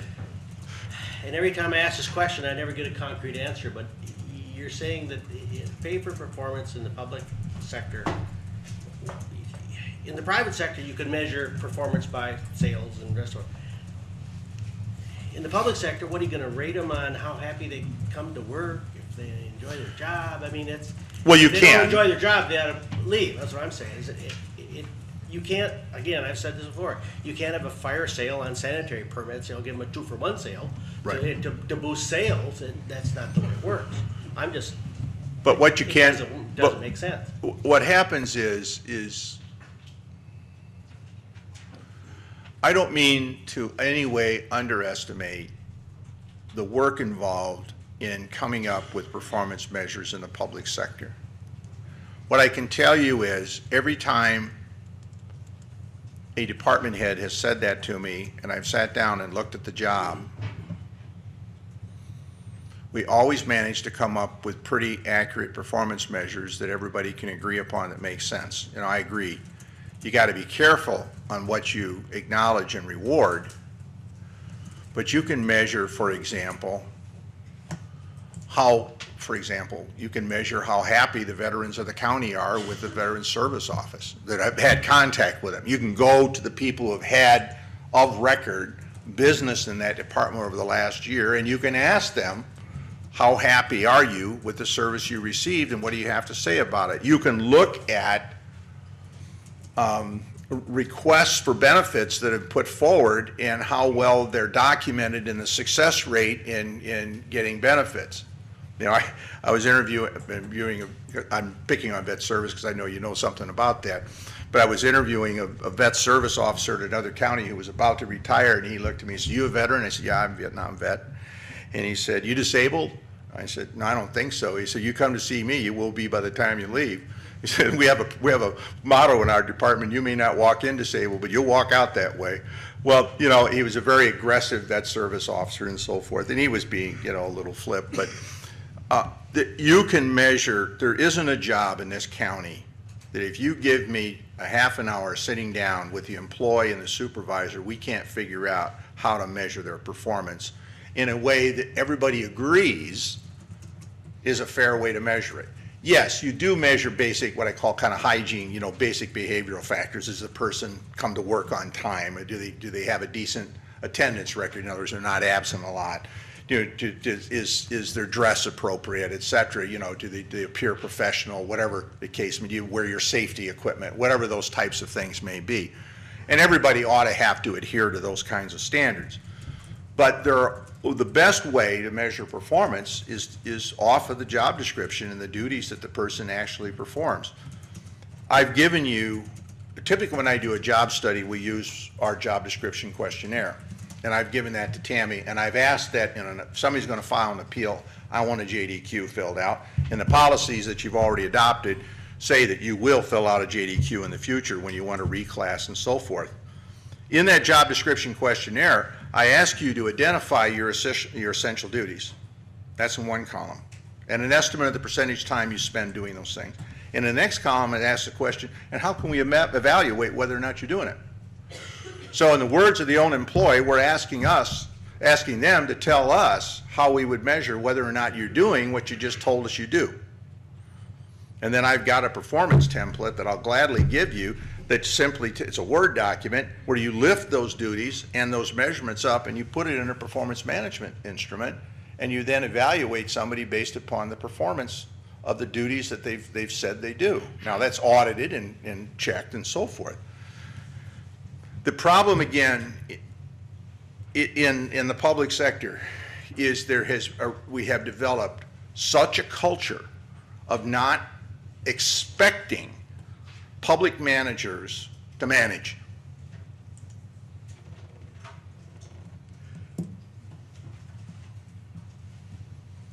And not that they're bad managers, but we've not held them accountable for how they manage employees in the type of discipline that you need to put into an organization to do this effectively. Now, there are certainly places that we do it. You probably have departments that are doing it on their own. You probably have supervisors that are doing it on their own.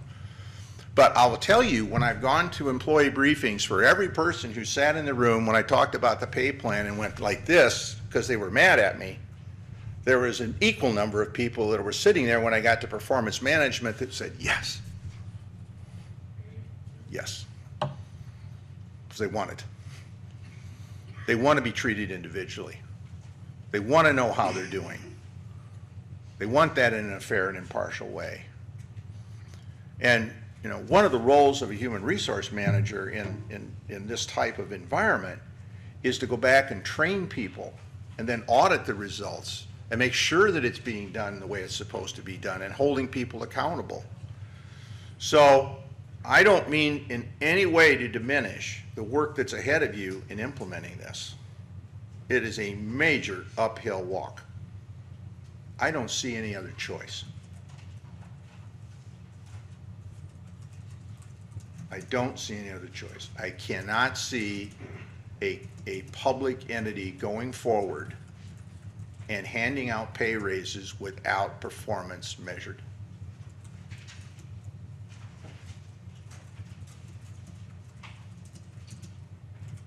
Steve? Thanks, Charlie. On this sheet here, I don't know if you recognize it. I do. It's the St. Croix County benchmark summary that you had. Yes. And over on the side, you were talking about, the last two columns are showing the midpoint CR. We were having a discussion, I think we figured out it was compensation rate, is that what that stands for? Compensation ratio, you were close. Ratio, all right, and then, so you got midpoint and max. Right. And I was just kind of noticing at the bottom you show where, with your midpoint ratio, it's at 90%, whereas at max, we're at 105. But I went, going down, just adding these up, we have 13 positions that are below the max compensation ratio, whereas we have 26 above.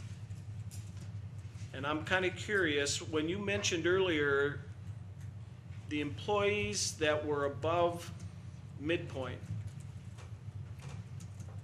or maybe it was above maximum.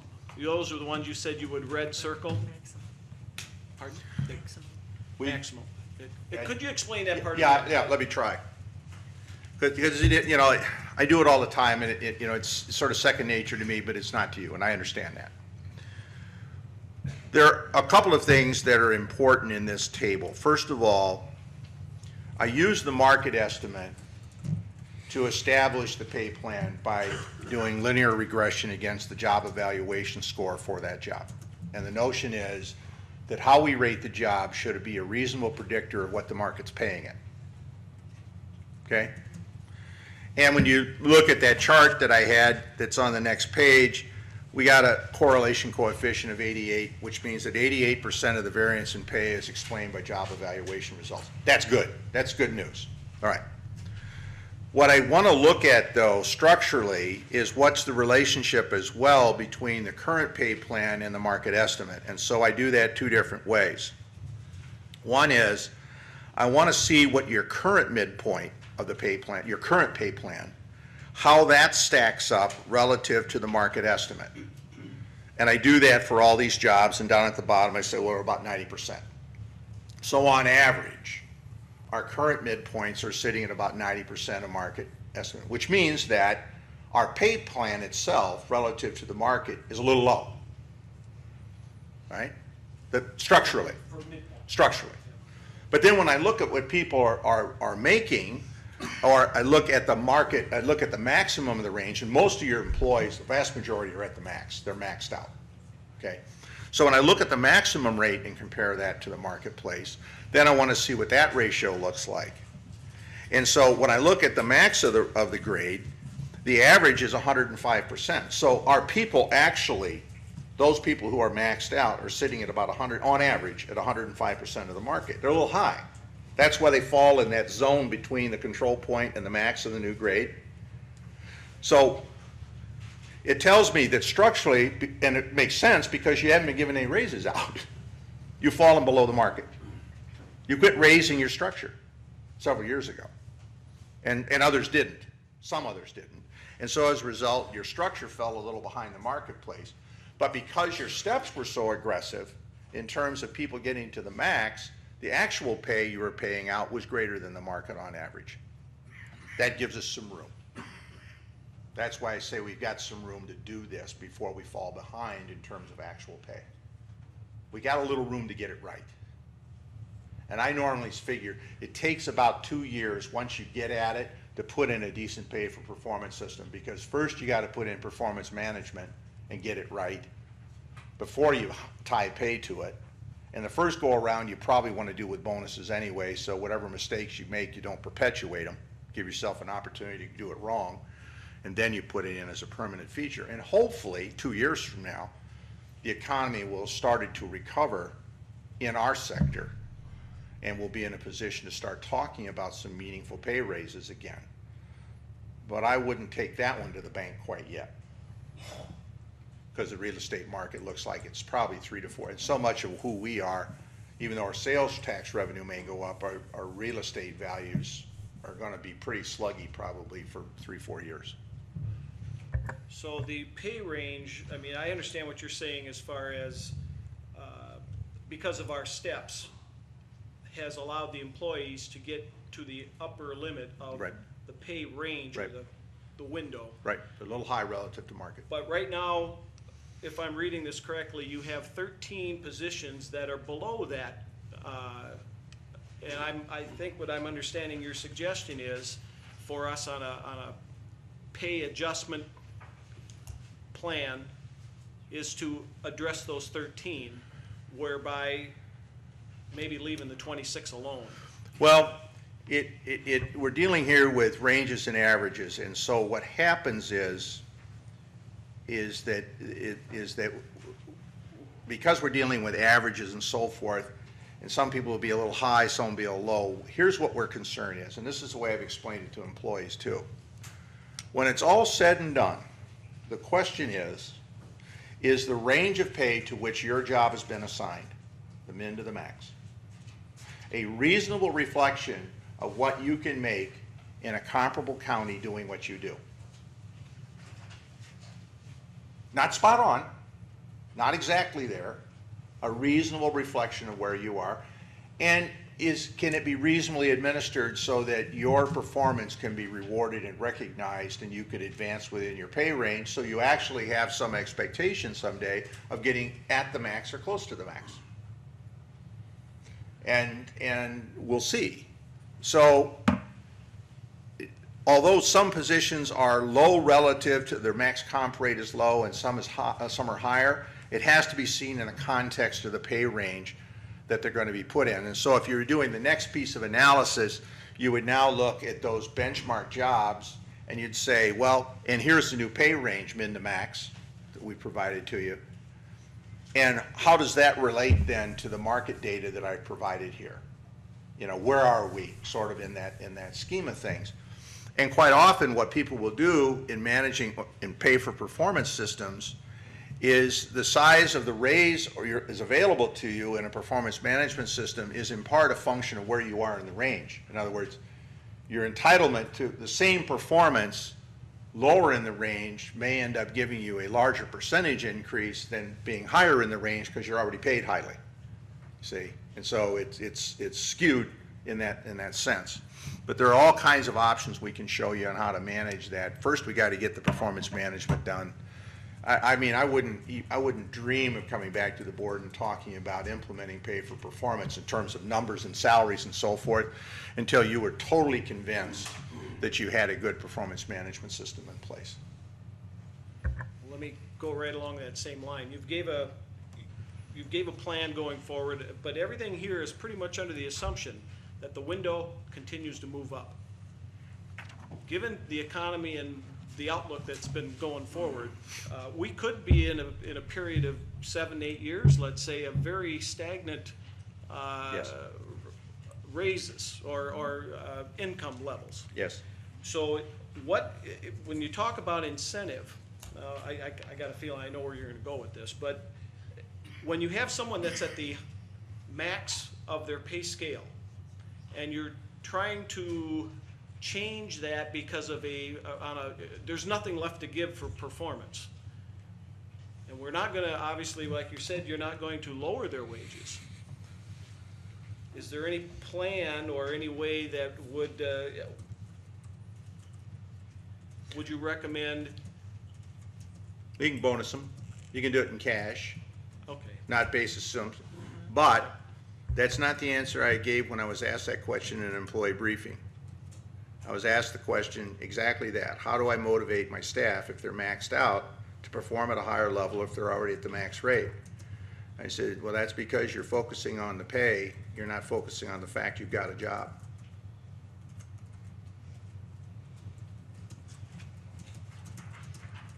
Continued employment is a critical factor as well.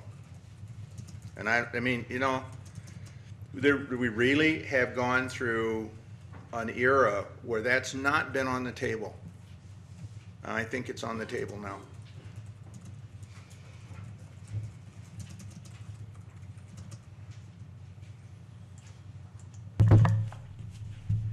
Well, I just, first off, I don't know if my question got answered about pay for performance and measures and that kind of thing, because public employees are pretty much limited by how and how much they do their job on public demand. What is the request for it, you know, tax time, treasurer's busy, or, you know, if it's gonna be changes in passports, then the clerk's busier for a while. We're pretty much limited, and like I said, you can't have a fire sale, but that's where I disagree with that. And and a point of clarification is earlier, James and Fred mentioned the Human Resources Director, actually was what we were talking about, and Sharon clarified it and said, well, the only pay raise, he asked about a pay, or James asked about a pay raise, and Sharon said, well, it's a 4-cent an hour difference, which is true.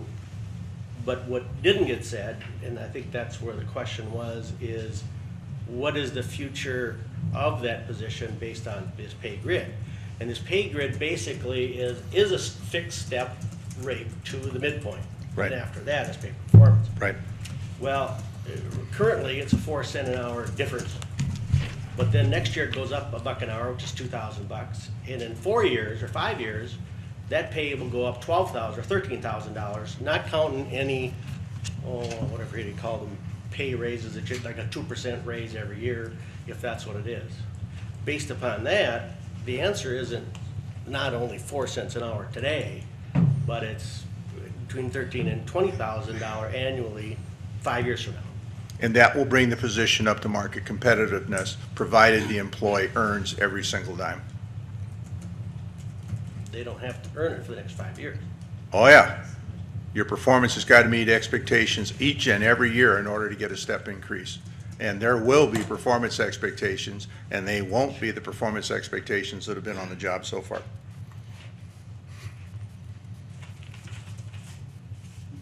Because the person's going to be responsible for implementing pay for performance. I mean, it's going to be an enormous undertaking. I would not take anything as a given in terms of, I mean, if I were on this pay plan, knowing it's a pay for performance model, I wouldn't assume anything is an entitlement, anything. For any position. And I realize that's a major cultural shift. Because the cultural shift has been that if you were here, you could expect to be here, and you could expect to get a step, and you could expect to get a raise. And you could expect the county to pay for your health insurance increase, and you expect the county to pay for all your pension. All that's going away.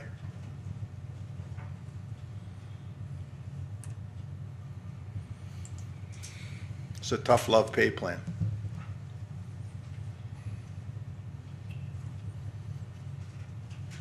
Great questions. Tough answers. Any additional questions? If not, we have James? Sorry. Where's the $250,000 coming from? $250,000 that has to. The employees, 5.85. Microphone. You shouldn't have to make a budget allocation in order to pay for it. Departments would pay for it out of current budget. That's the expectation. No reallocation of budget.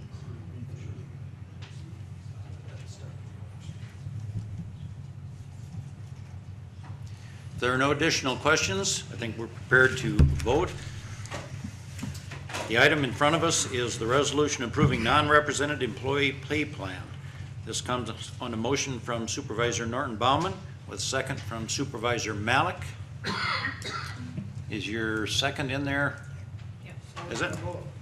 Proceed to vote.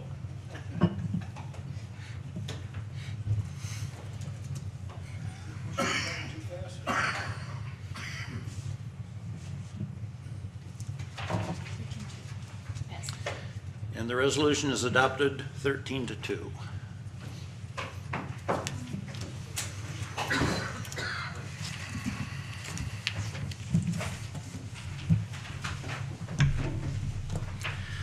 Resolution number 3 is a resolution appointing Patrick J. Thompson, County Administrator of St. Croix County.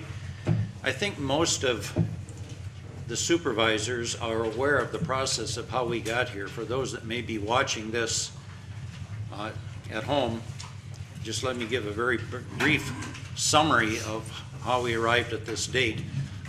Sometime back, this board unanimously adopted a resolution changing our form of government from an administrative coordinator to a county administrator, and authorized the recruitment process for a candidate pool. That candidate pool initially was 55 applicants. We had 55 people that responded to our advertisement and submitted applications.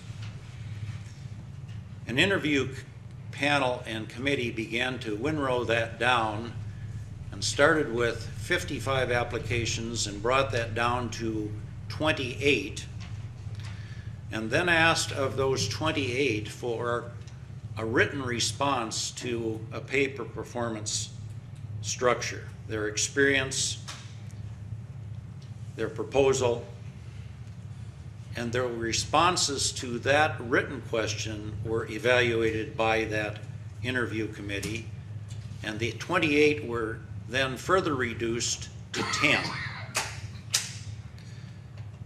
At that point, several more of us got involved in the process, so we expanded the number that are reviewing the applicants, and over a period of 2 days, we conducted video interviews with the final 10 candidates. At the end of those 2 days, all of the people present indicated their preference for the ones that would be brought on site for further reviews. And with a high degree of unanimity, that committee indicated their top 3 candidates. And those top 3 candidates then subsequently were invited to appear in person here in St. Croix County on site for further interviews. As we began that process, we also reached out to 3 members of the public and had 3 citizens sit in on that process and provide feedback and dialogue and impressions of the 3. We had all 3 of them were individuals that were experienced in executive management, executive recruitment, and had a high degree of compatibility with what it was that we were looking for. We had an individual from Hudson, we had an individual from New Richmond, and we had an individual from Woodville. So not only did we have diversity in terms of their background, but diversity in terms of geography. Out of that process, at the end of the on-site interviews of the 3 and the feedback and dialogue, a consensus candidate emerged. So at that point, the committee had done its work. It had identified from that original pool of 55 what, in the view of that committee, was the strongest, most qualified, and most desirable candidate. And that person that emerged from that process was Pat Thompson. There were a couple of more things that were necessary to do. There were an extensive number of references that we checked, a great amount of due diligence that was done in terms of this position. We delegated most of the reference checking and the due diligence to Charlie, and he is going to respond to what was found about that. And in addition, we needed to negotiate a potential agreement with this person that would bring this person on site. Was that possible to do? And so over a period of days, including extending over a weekend and several back and forth conference calls, we arrived at the proposed agreement that is in front of you tonight and is attached to the resolution. I'm going to ask Charlie to respond to the due diligence and the reference checking that he did, and in summary form, give you some indication of what people said about the candidate that is with us tonight. Thank you, Mr. Chairman. I spoke personally to 10 people regarding Pat.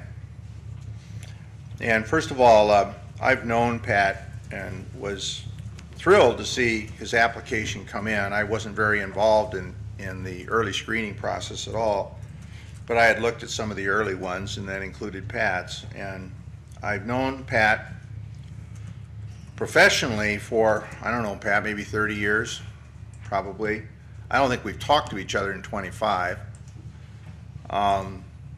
And I don't think you've ever been a client, and so I've got some distance from this as well, but I know of Pat professionally, and he's worked in places where I've done pay plans, and so he knows something about my work as well. But my job here was to talk to these folks to find out what I could determine about Pat so I could report back to you. And I had reported to both the chair of the administration committee and the chairman of the board as well. And I thought these comments were worth passing on to you because you're being asked to make a major decision, another major decision tonight. First of all, I talked with, in no necessarily this order, I spoke with the city manager for the city of Cincinnati. As you know, Pat comes from Hamilton County, which is the county in which Cincinnati is located. And the manager there had assumed his position in 2006. When the manager's hiring was announced, Pat reached out to him at his own initiative at his former job to welcome him to the area and brief him on things he might find helpful. And the manager indicated they worked together on a number of projects, the riverfront, regional wastewater collection, etc. And while they might have had different views to represent from time to time, as you can imagine, cities and counties don't necessarily agree on what the right course of action might be, he said that Pat's word had great value and they enjoyed a good rapport. He felt they worked well together. I spoke with the sheriff of Hamilton County. Sheriff was elected, has been an elected official in the county for 42 years, the last 24 of which has been as sheriff. And as he said, he's seen a lot of administrators come and go over that time. He was very clear that he regards Pat as one of the finest. He described Pat as honest, forthright, again, indicating, as you could expect, they didn't always agree, that Pat consistently did what was in the best interest of the county. The sheriff added that Pat is such a wholesome person and whoever hires him can't go wrong in selecting him. I spoke with the director of purchasing in the county who had reported to Pat. She'd been has been a Hamilton County employee for 32 years, and so she's also worked for numerous managers. She had a dual reporting line that included Pat, and she interacted with him almost daily. She described Pat as calm, works well with people at all levels, is honest, open, confident, consistent, and deliberate. She said he is open to new ideas and concepts, is attentive to others, and reads them well. I spoke to the owner of the Cincinnati Reds. I told him I wished I'd done this in person because we could have watched the Brewers and the Reds play last week. And I wished him a good year, but not too good. The CEO of the Reds gave Pat a very strong endorsement. He said they worked together in community projects, including restoration of the riverfront through a public-private committee structure. He felt Pat represented the county and the community very well, and he said it was very unfortunate that Pat was caught in a political transition that should not reflect poorly on him, and he recommends Pat highly. I spoke with a person who runs a consulting service and is a former city manager of Cincinnati and a number of other large communities, a very experienced public official. His consulting company provided staff support to a task force in Hamilton County, and he worked closely with Pat. He described him as a very principled man of exceptional character, as professional as they come, steady and unflappable. He says Pat hired, developed, and supported a very competent staff, which is one of the things I was looking for. I spoke with the former county administrator that Pat replaced. He's also a past president of the International City Management Association and came from Wisconsin as well. He'd known Pat for years. Both have Wisconsin-Minnesota roots. He describes Pat as having an excellent reputation in the community there. Feels that the new commissioner, because he was caught in a political changeover, told Pat that the commission wanted to make a change, but that they didn't have to deal with him in the way that they did. He's now a consultant, and in fact has been handling the search for a new administrator for another county. And he recommended Pat for that job. And so we pulled him out of that search. And he was disappointed to hear that, but felt that knew how much Pat wanted to come back to Wisconsin, and he certainly supported that. I told him hopefully he couldn't have him. I spoke to a former Hamilton County Commissioner who left the commission in 2010. He was a Democratic commissioner, Democratic Party. And Pat was hired by a Republican commission that flipped Democratic in 2007. He said Pat worked very well with commissioners from both parties, but was caught in his political change by a commissioner that wanted to show change.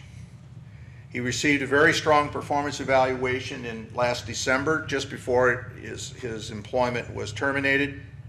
And he said that Pat's strengths are team building and leadership in his point of view. And he felt that Pat built a first-rate team that continues in place after he departed. I chatted with a fellow who does a lot of property representation and a prominent attorney in Cincinnati. Who's done a lot of work with Pat over the last 6 years, described him as an outstanding individual, a man of utmost integrity, bar none the best administrator or public official he's ever worked with. Everything in which he dealt with Pat was top-notch, first-class loss, and first class, that he was a loss for Hamilton County, and it would be really great for St. Croix County. I spoke with a current commissioner who actually didn't vote to hire Pat. He did it as a protest, voted against his hiring as a protest vote for how they got rid of the last guy. But said that Pat's determination, and he's currently a commissioner, was purely political. And so he confirmed what all others were telling me. Described Pat as honest, of the highest integrity, thoughtful, compassionate. Said Pat understood the role of the county administrator was to give the commissioners, the elected body, objective advice, and he did that. He said Pat surrounded himself with excellent staff. Said Pat was quiet, unassuming, and didn't try to be the center of attention. However, he was no wallflower. Above all else, he described Pat as one of the most decent human beings he knows, and he recommends him highly for the St. Croix position. I also talked with another person who has professionally known Pat and confirmed all the facts that I had been provided regarding the political transition in Hamilton County. So that's my report to the board in terms of reference checking. People couldn't wait to return my phone calls. I put in 10 phone calls one morning, and I think I had half the responses by noon, and a couple of others we traded voice messages, but they wouldn't leave me alone until they made sure we talked, and there was only one person I wasn't able to make contact with, and I certainly can do that, but I don't think I would hear anything different than what I've heard so far. Thank you, Charlie. You're welcome.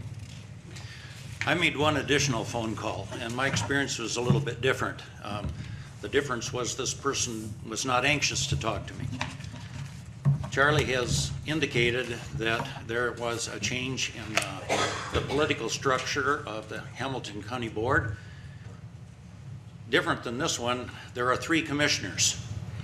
So with one election, the party in control switched, and I wanted to talk to the newly elected commissioner.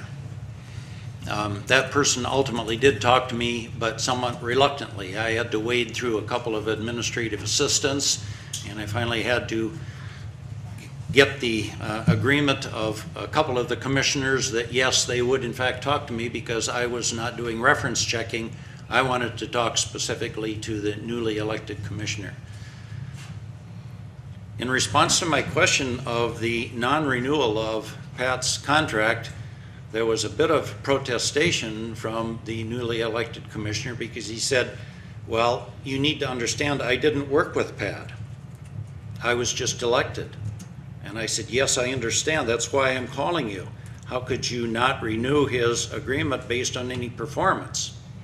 He said, it had nothing to do with performance. He said, I think he was probably a top-notch administrator. Point is, I don't know. When the party in control switched, he said, yes, we wanted to make a statement and we wanted to make a change, and the most obvious change we could make was at the top of the organization. So he confirmed to me what I suspected, and that was the change was not performance-based, it was political-based. So I can report that I did have an opportunity to speak to the newly elected commissioner, and that's what the indication was. With that, and prior to our moving in consideration of resolution number 3, I'm going to invite Pat Thompson to come forward and to make any comments, any remarks that he wants to the supervisors. Supervisors, any questions that you've got are probably appropriate. I don't know how you want to handle it, but supervisors, Pat Thompson. Thank you, Mr. Chairman. Members of the St. Croix County Board, it's great to be here. Just sitting through the first part of your meeting, I think the words that Mr. Carlson used, that he referred to these times as extraordinary times. And based on the first 2 business items of your agenda this evening and the discussion about the future path and the future management of St. Croix County, I think that how fitting. I mean, at first I was sitting there thinking, I wish that the board or Charlie would have taken care of some of these meatier items maybe a month ago before I had to sit through this. But in retrospect and on, thinking about it, it was a good move.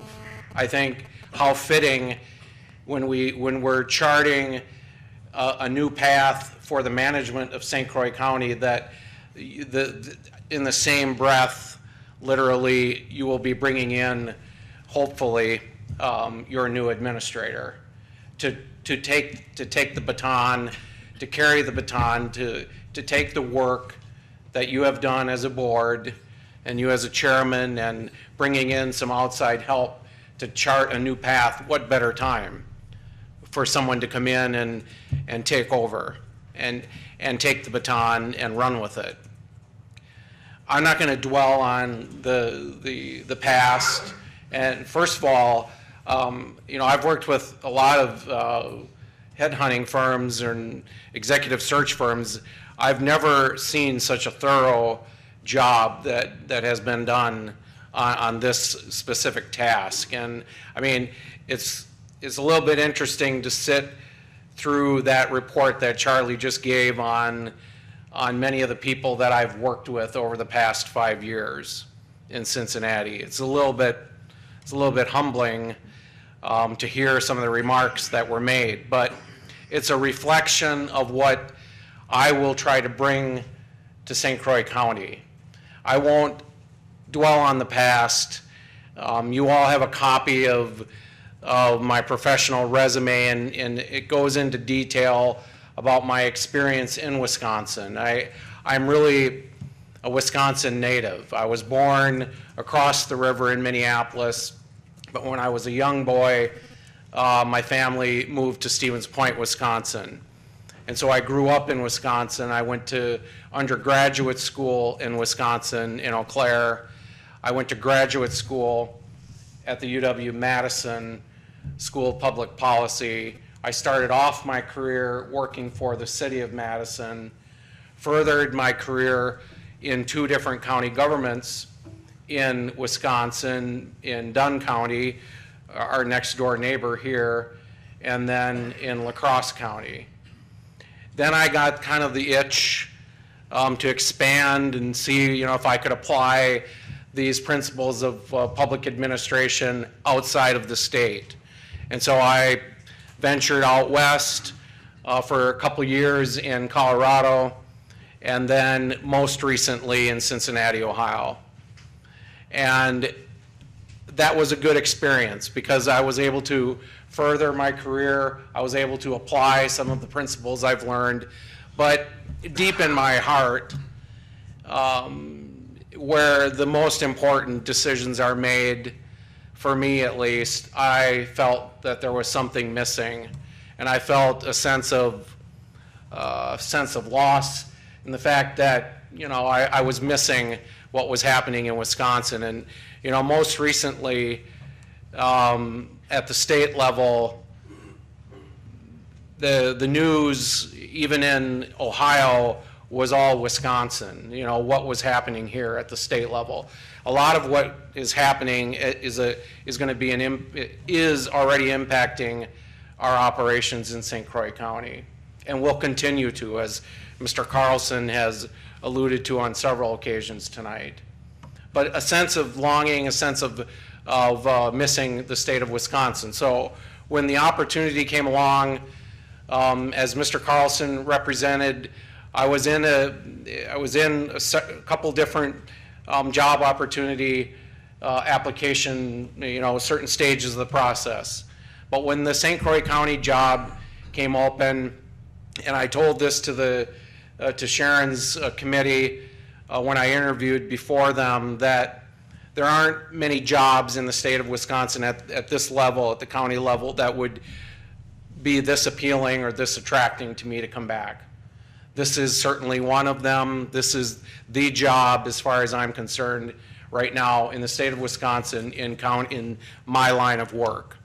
And so it's a thrilling opportunity. It's a challenging opportunity to take on this position. I think we just got a little bit of a flavor of it tonight. At least I did. It was very eye-opening.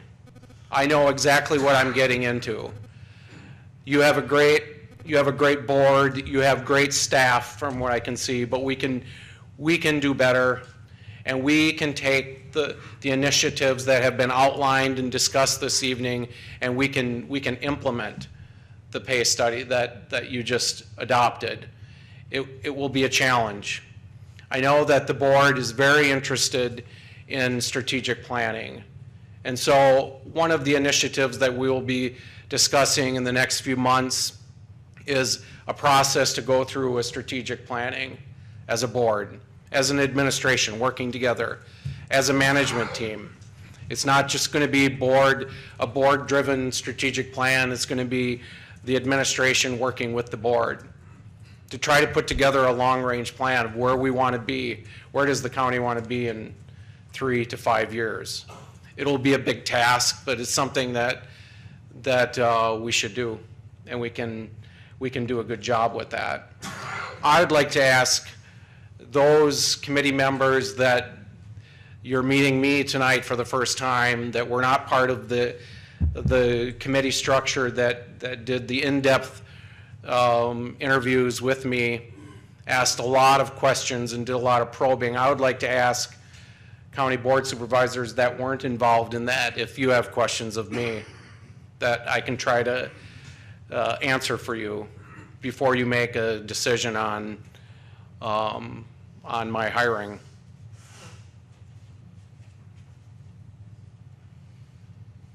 Yes, sir. Thank you. I'm kind of curious, when your position out in Ohio there, did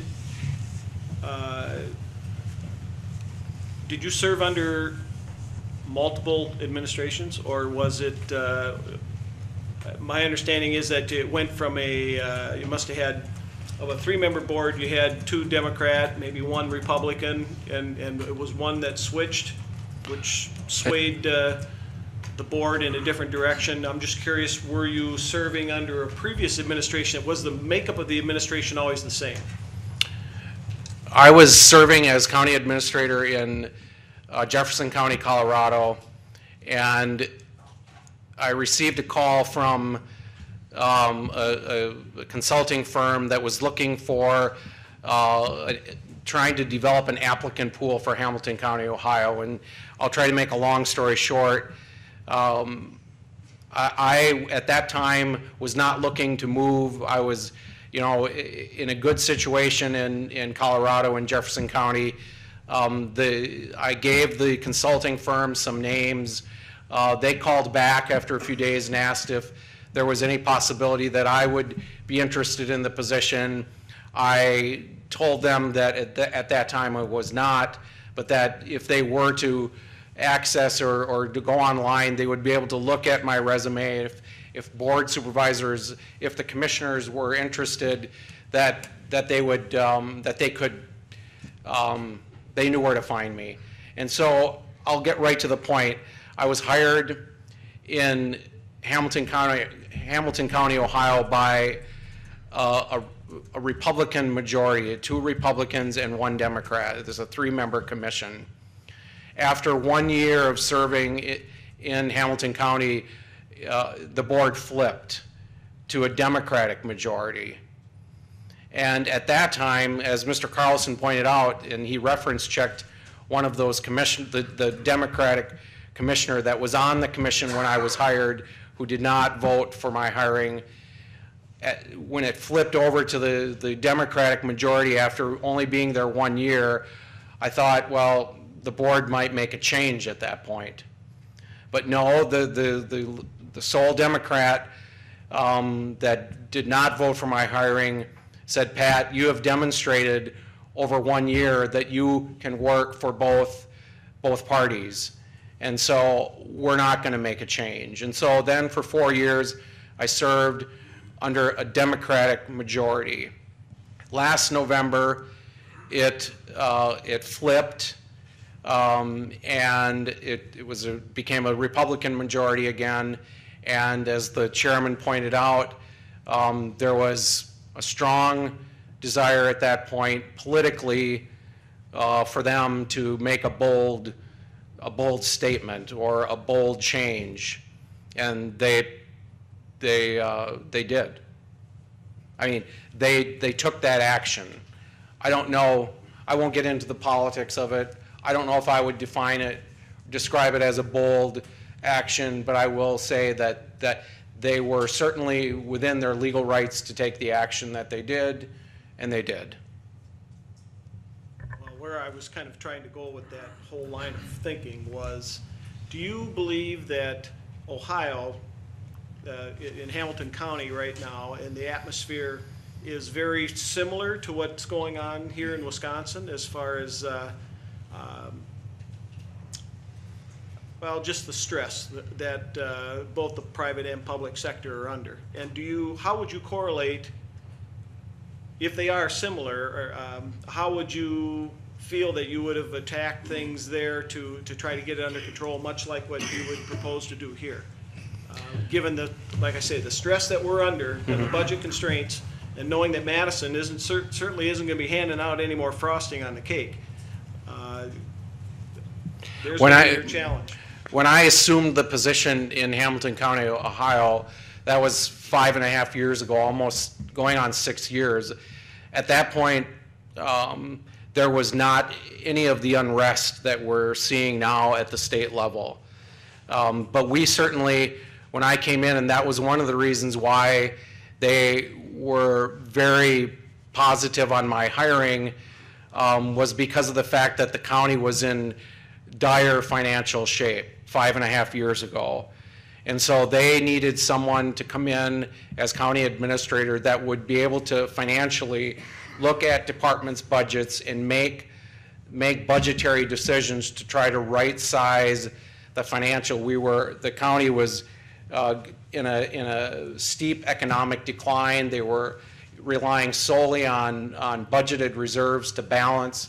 They had tried everything to balance things. And so over the course of actually only 3 years, we were able to right size the county financially.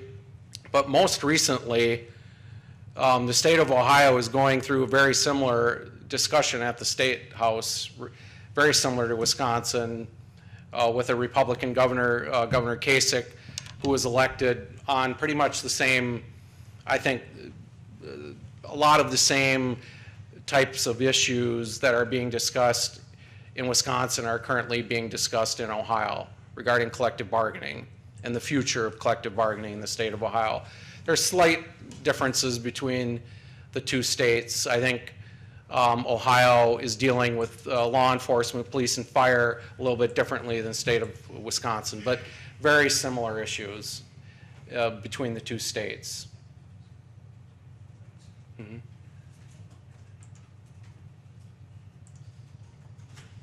Any additional questions for Pat? Supervisor Marzov. This is not a political question, but you mentioned collective bargaining.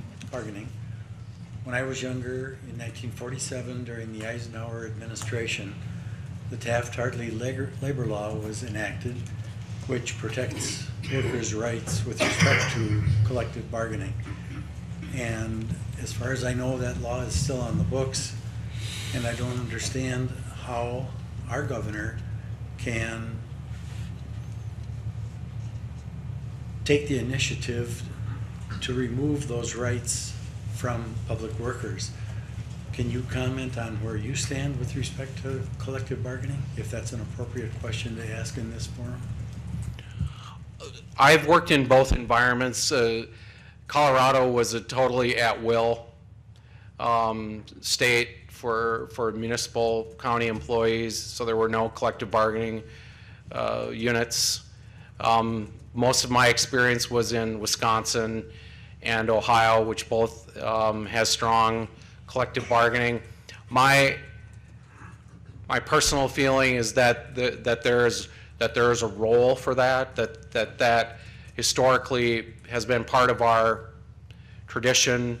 And so I think that there is a role for that, and I think I talked about this maybe in the interview committee, but I think my take on it is that and I think tonight's discussion was a real clear demonstration of that if employees know that there is an objective methodology or method, procedure, policies in place, that their work performance and that their job or that their position for St. Croix County will be objectively, professionally, fairly evaluated and compensated based on that type of objective analysis on their performance, that some of the issues that are being dealt with at the state level right now and that are probably going to be implemented will be, if we do all what I just said, I think we should be okay. That we will survive as an organization. We have to. But I think the work that you're doing and what you've done earlier this evening is a big step in that direction. Any additional questions? Not, Pat, thank you very much. Thanks. We are at agenda item number 3, which is a resolution appointing Patrick J. Thompson, County Administrator of St. Croix County. Is there a motion? Motion from Seacard, second from Norton Bauman. Discussion.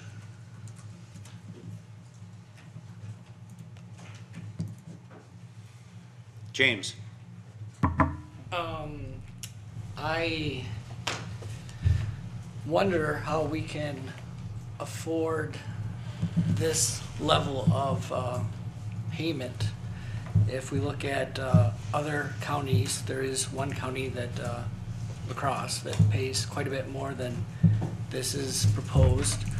But the average is, I believe, $107,000 for county administrators across the state, as far as those that are included in the salary survey provided by HR. Combine that with the general economic conditions in the county and taking this position and giving it basically a 40% raise. I understand that we're changing the type of position, but the figurehead, I guess, for the county and giving it a 40% raise, I don't think is something that we should be doing at this point. We have asked many of our employees to take a pay cut or to consider taking a pay cut because of the fact that they make 28% higher than average, specifically nursing home staff. And so paying someone this much more than what we consider average, I think would be a bad thing to do, considering that we just asked them to take a pay cut. And I don't think it's something that we can afford to do. Supervisor Horn. Thank you, Board Chair. I'm going to echo my fellow supervisor here. At a time that we are asking our county nursing home, who I think we all agree, or at least it is my point of view, that they are the best employees, with the nursing home having a 5-star rating. I think we have an outside agency basically saying they are some of the best that are out there. But we've taken the position as a county board to ask them to make a concession in their wages in the hopes of retaining their positions. So even though I think we feel they are the best, the board is kind of saying we can't afford it. You look at what the governor of the state of Wisconsin makes $144,000.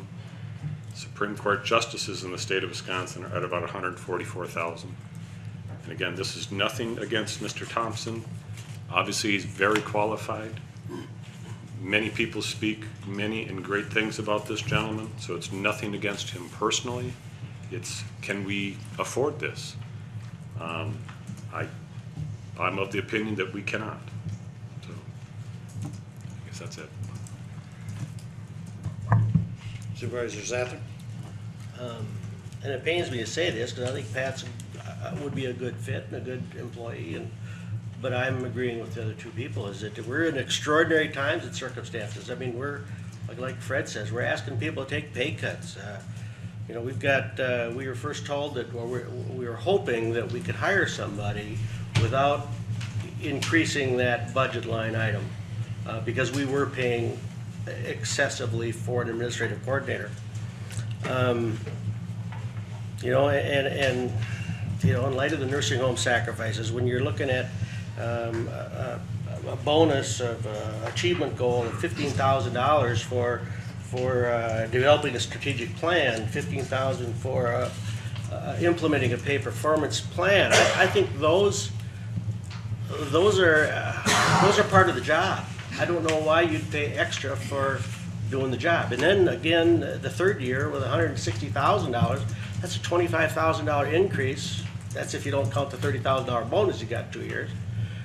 That's a 24% raise. When we aren't giving anybody any raises. We're asking sacrifices.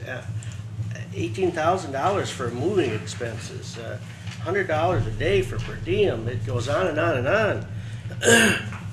And there's a reasonable travel back and forth every week if he so desires.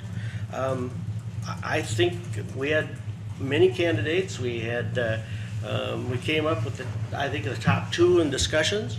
My assumption was that if we couldn't negotiate a good contract with one, we'd go after number two and see what we could do. Well, obviously that hasn't been done.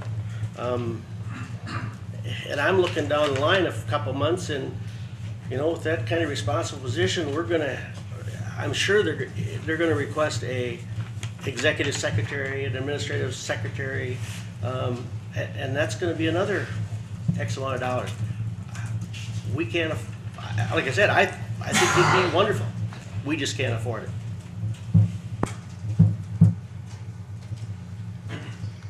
Supervisor Rebels. Mr. Chairman, I think we need to take a look also that we may not be able to afford not to hire a person like this. We can probably go out and get somebody for a lot less money. We're gonna get what we pay for. I think we have to be very careful of that. We have a track record here. Certainly, all of us would like to get the best money for the dollar that we spend. And we probably are. We should be careful that we don't end up spoiling what we got a good chance of doing. We've spent a lot of money already to put this program together at this point, and we need to keep moving forward. Supervisor Malik. I don't think I've ever told you this, but in my grandfather's plumbing shop, Buzz, maybe you'll resonate with this, there was a little hand-lettered sign there that comes back to me now, because I looked at it many times, and it said, I have no quibble with the other fellow. If he wants to charge less, he probably knows what he's worth. Now, I think it's something like Supervisor Revolts was saying here, or Chairman Revolts.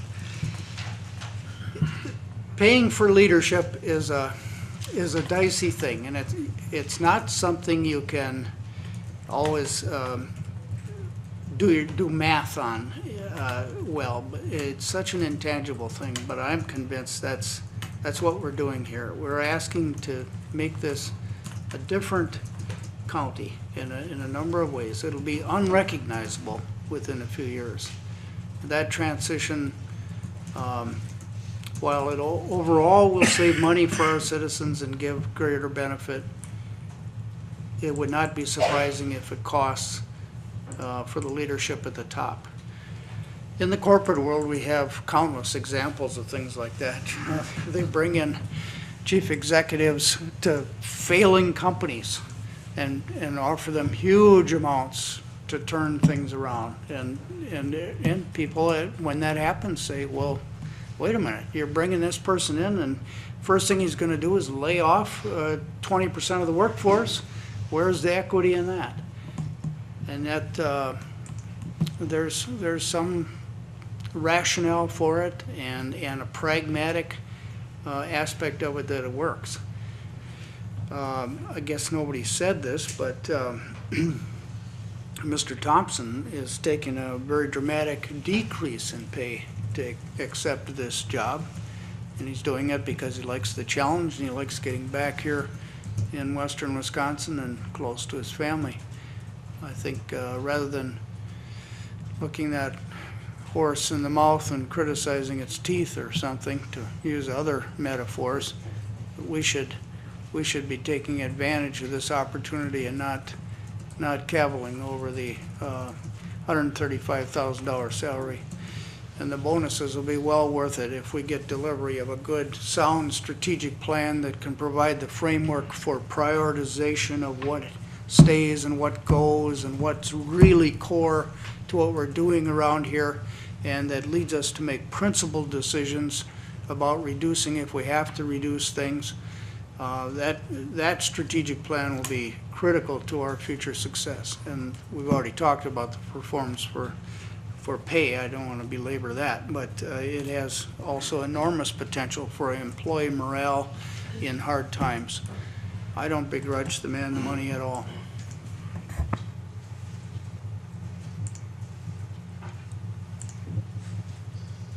Supervisor Hermsen. Thank you, Board Chair. I struggle with this. I've talked with a number of people in my district, and I found no one that could, that was jumping out there saying, seems like a reasonable salary. Everyone that commented on it, the 2 phone calls I got, felt that it was quite out of line.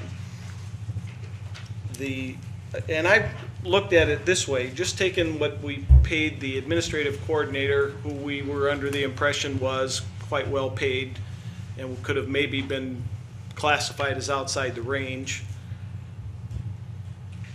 And then looking at what the current administrators throughout surrounding counties are paid,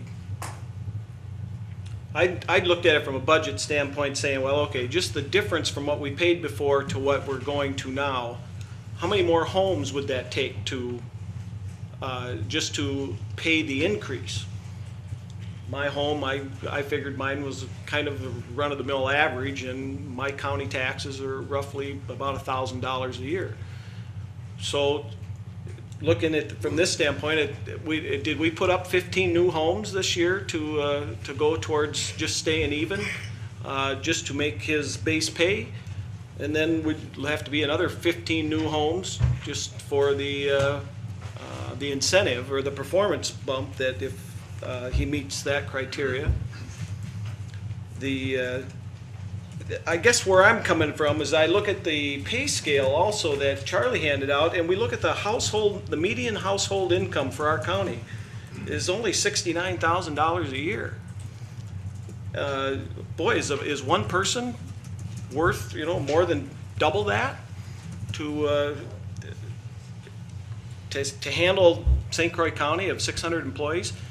The other part I thought about too as well, let's take a captain in the Navy, commanding officer of an aircraft carrier, 5,500 sailors on it, and he goes into some pretty dangerous situations and has a lot of accountability. He's only paid $125,000 a year.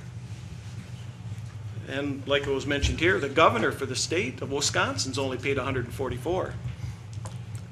So as much as this guy sounds like the best guy we could get, my question now comes down to what limits did the group, whoever made the offer, what was the window they felt that they were bound by?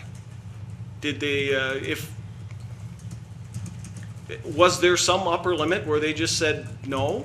Or I'm curious why the offer that would have came out wouldn't have been right around the range of what at least I as a board member expected it would be, which was very close to what we were paying for, or slightly above for an administrative coordinator. So while the person that has been selected sounds like a great pick,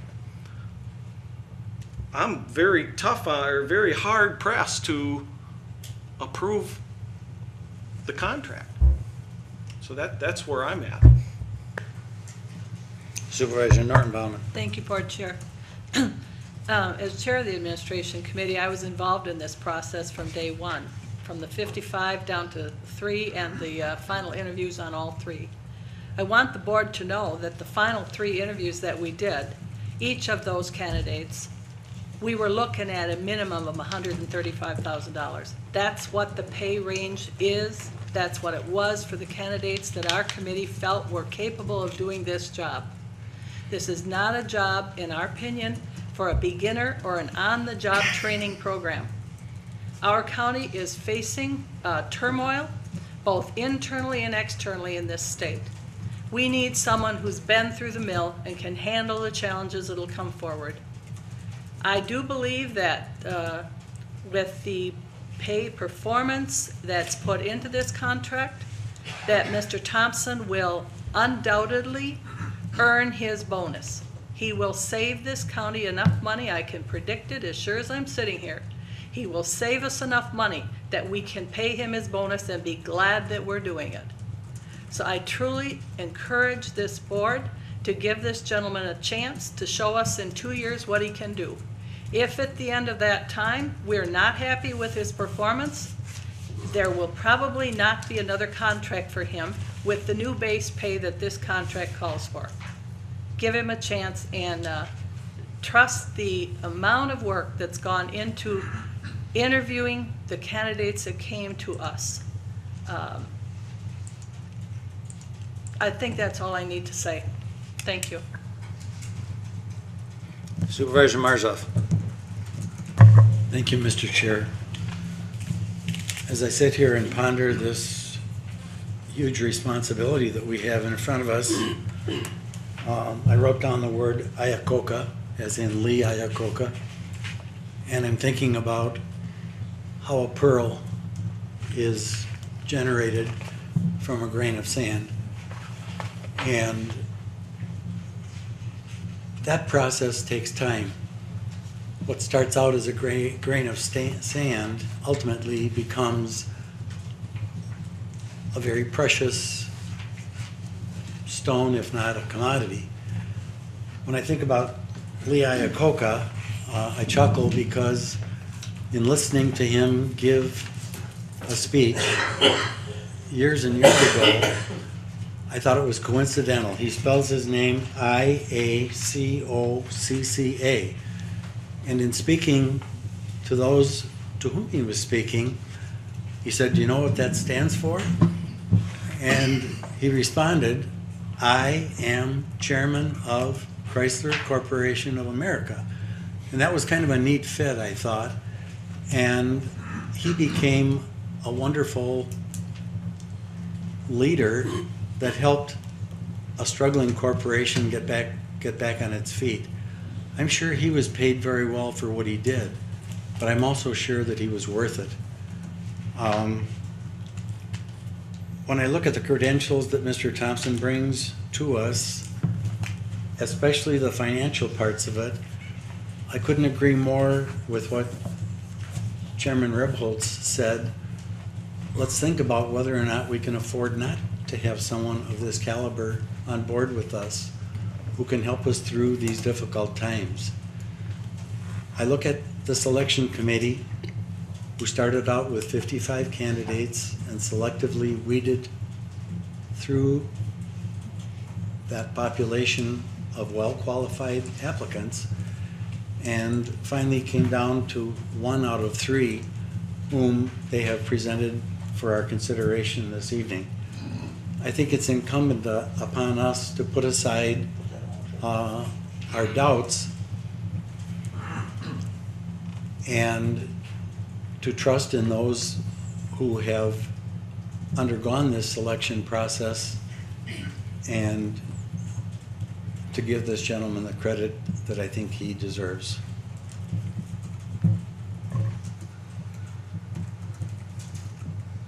Supervisor Rebels. Mr. Chairman, is the motion in order? Well, we have a motion on the floor. You do have one on the floor, okay, I'm behind, okay. Supervisor Malik? I wanted to make one other observation. You know, it would be wonderful in a context like this, with a transition like this, and picking a new leader like this, if we could have a unanimous vote. I understand we probably can't, because there are some strongly held views that have been expressed here. But I think I can summarize for all the views of those who might choose to vote no on this motion. They are not undermining their support of the choice of the person, I think is a fair summary. Any concerns are about the cost to the county and not to the qualifications of the candidate before us. There has been no suggestion that we should be looking at a different person, for example. So just to have that all out and clear, if we can't have a unanimous vote, at least we all agree on the qualifications of the person. Supervisor Urmson? Thanks, Board Chair. The comment made here tonight about the, that believe that this, by going to this new form of administration, and that this person here could lead the county into making up the dollars of what we're looking at here in an increase in salary. Question I would have at that is, after going through the last two budgets about arguing basically over reams of paper and paper clips, I hope everyone understands. I think what we're hearing then is there will be a reduction in staffing. I think that's what was just said. If that's the only other place we're going to save money, is that this administrator is going to be tasked with reducing our workforce. Otherwise, I don't know how else this is going to get done. So, Supervisors, are you ready to vote? The question that's in front of us is a resolution appointing Patrick J. Thompson, County Administrator of St. Croix County. This comes on a motion from Supervisor Seacard and a second from Supervisor Norton Bauman. No? You haven't quite called for the vote yet, have you, Mr. Chairman? I just don't think that the last comment should go completely unrebutted. I am not convinced that we have exhausted all possible sources of additional appropriate revenue, for example. Nor am I convinced that we have exhausted all possible efficiencies short of personnel layoffs. I will certainly agree that there is a high probability that we will have to have reduction in force of our employment in order to make significant financial inroads in future budgets. But let's not give up on every possibility. That's the only point I want to make. And now we're ready to vote. I've got some votes in. Everybody's okay. Proceed to vote.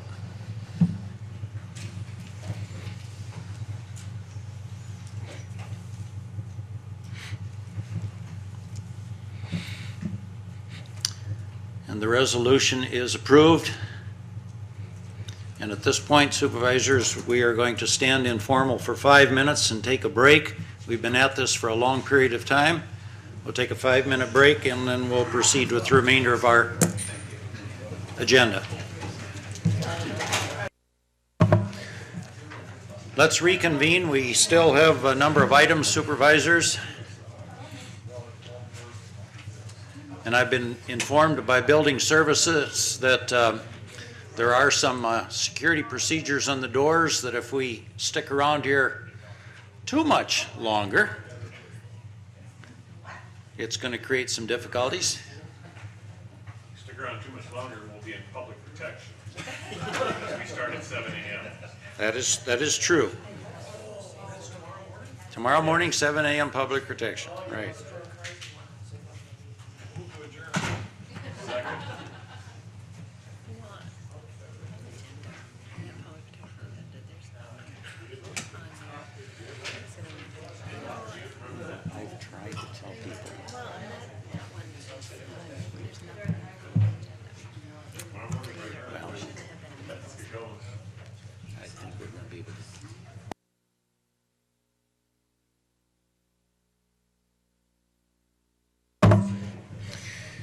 Agenda item number 4 is a resolution adopting the St. Croix County Tactical Wow. I move it. The TIPC. This comes from Public Protection Committee. Is there a motion? Motion from Malik, second from Horn. And I move to end debate. I take that as a friendly motion, and I assume that there is no discussion on this. You haven't got us in yet, have you, Cindy? I'm sorry? We have 3 supervisors that have departed, and they're driving back to Wisconsin Dells yet tonight. So Rebholz, Schrank, and Hirschen are on their way back to Wisconsin Dells. Brian with the B. Brian Hirschen, right. Joe is still here. The noisy one over there?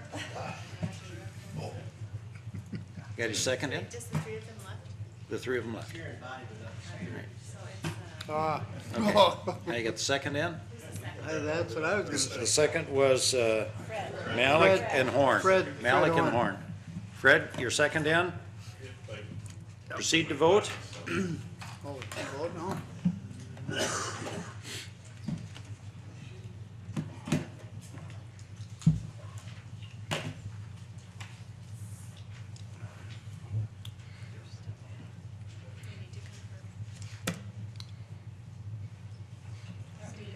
You too, Mr. Chairman.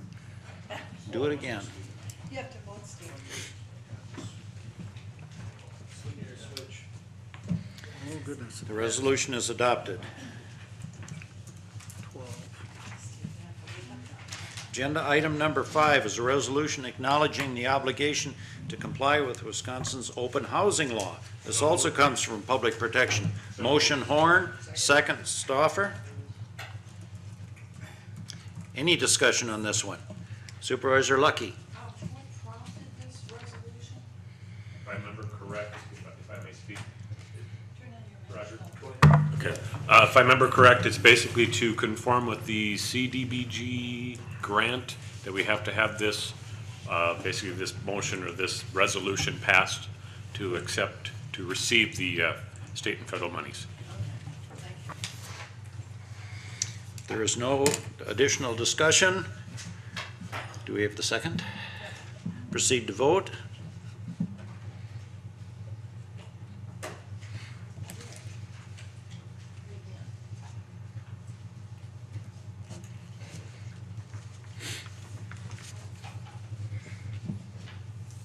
Passes unanimously. And that is approved. Resolution item number 6 is a resolution adopting the St. Croix County Land Information Plan. Included with the resolution is the St. Croix County Land Information Plan that was previously distributed. This comes from the CDC committee, motion from Hermsen and second from Marzoff. Any discussion? Supervisor Lucky. On page 7, just below number 9 here. Page 7, just below number 9. Could somebody explain that first sentence? The priority data set that the county needs but does not have and is difficult to acquire relates to internal and external need. 3, acquisition of elevation data using leader. Is there something missing out of that sentence, or? I'll defer to the chair of CDC committee. Refer to ask Dave for those who come forward, planning and zoning director.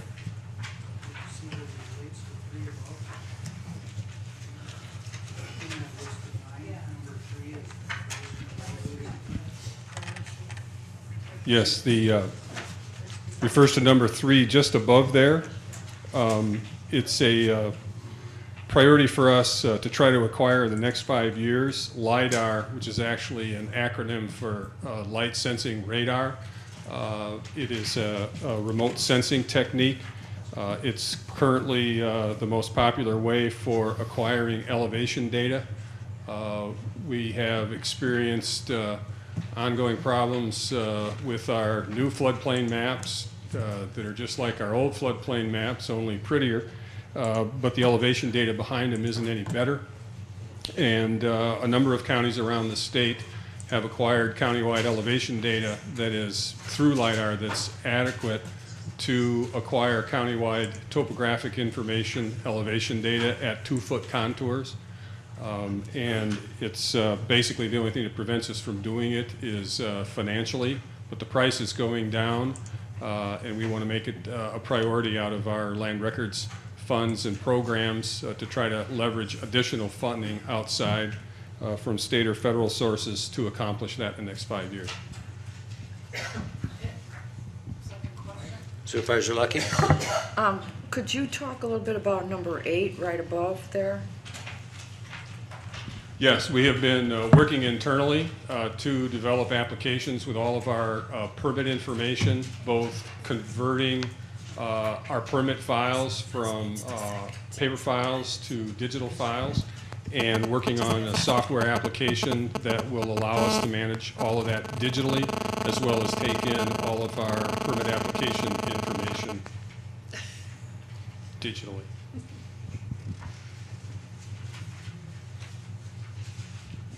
Did those answer your questions, Supervisor Lucky? Yes, thank you. Any additional questions, comments? Supervisor Marzoff, you need to get your second in.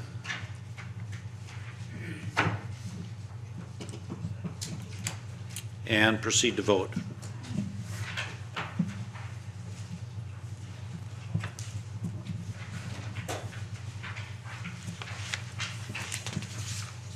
Unanimous. That is adopted unanimously. Agenda item number 7 is a resolution to refill contract social worker position. This comes from the admin committee. Is there a motion? Motion from Supervisor Malik. May I actually make a motion to adopt all 7 through 14, subject to any supervisor's request to remove one of them, otherwise take them as a group? Is there any objection? Second. We've had the material to study, you know. I, of course, have seen it in the administration committee already. Okay, seeing no objection, your motion is to take resolution number 7 through 14 inclusive, Yes, sir. and we have a second from Supervisor Horn. Discussion on any of the resolutions that are indicated on the agenda, 7 through 14 inclusive. Supervisor Hermsen. Just, I gotta promise or admit I didn't do my homework on this one. Was all of these just, what was the reason for these openings? Were they all retirements and that's why they're just being refilled? Or did we have people? No. No? Resignations, Okay. changing jobs. Yeah, they're already. And some of them are budgeted. contract Yeah. positions, Steve, and they're all budgeted. No, I knew that. Any additional discussion? If Supervisor Stoffer. I'd just like to comment that I find some of the trend information lacking, and I hope that maybe with the new county administrator, we can work towards making positions more increasing the productivity so we don't have to refill as many of these. We can automate processes, and I'd like to see that more.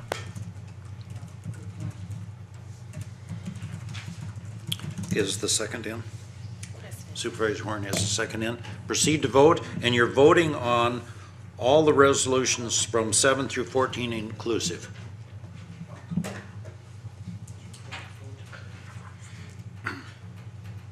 James. And the resolutions are adopted unanimously. This completes our action items. We have one agenda item left. Last month, there was an inquiry from a supervisor with respect to what the perception of the supervisor was of an inconsistency between legal opinions given to 2 different committees.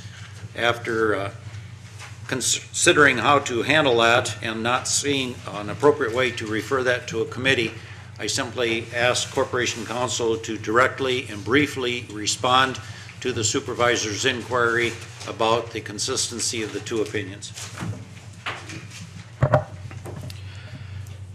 First, I'll say that the opinions that I gave, I believe, weren't contradictory for two reasons. One, the subjects were different. One subject dealt with a 911 call system, and the other subject dealt with ATV use on Wildwood Trail.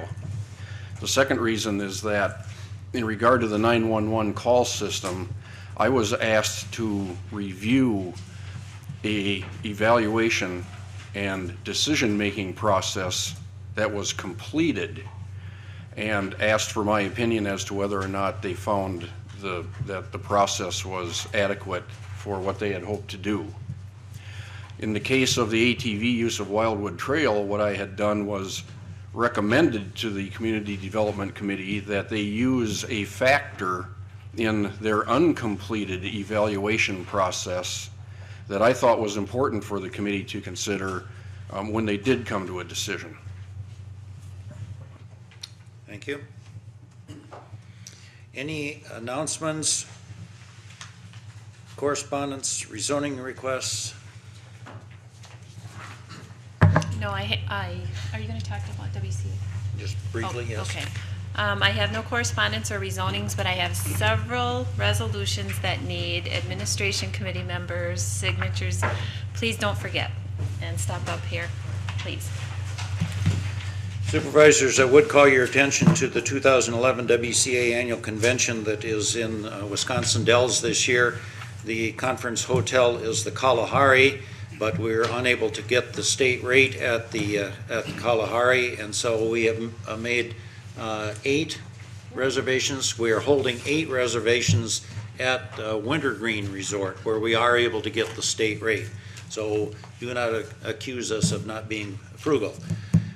I think all of you have received information about WCA in your mailing at home.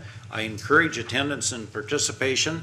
And with this much advance notice, those of you that would be considering going, and I encourage your consideration of that, carefully look over the breakout sessions.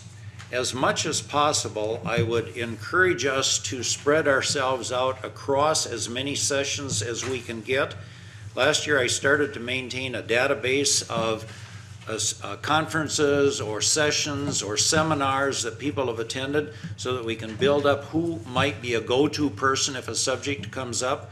So if possible, rather than have 3 supervisors at one session, unless it's one that you really want to go to and you're willing to attend some others, I'm just going to encourage us to spread ourselves out and try and take advantage of as many of these educational opportunities as possible. So there'll be nothing mandatory about this, but on a volunteer basis, if we can cover more, I just think it benefits as a board.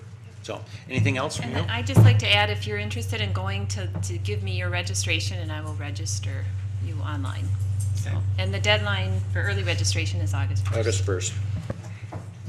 And with that, it's been a long meeting, a productive meeting. Our agenda is completed, and we're adjourned.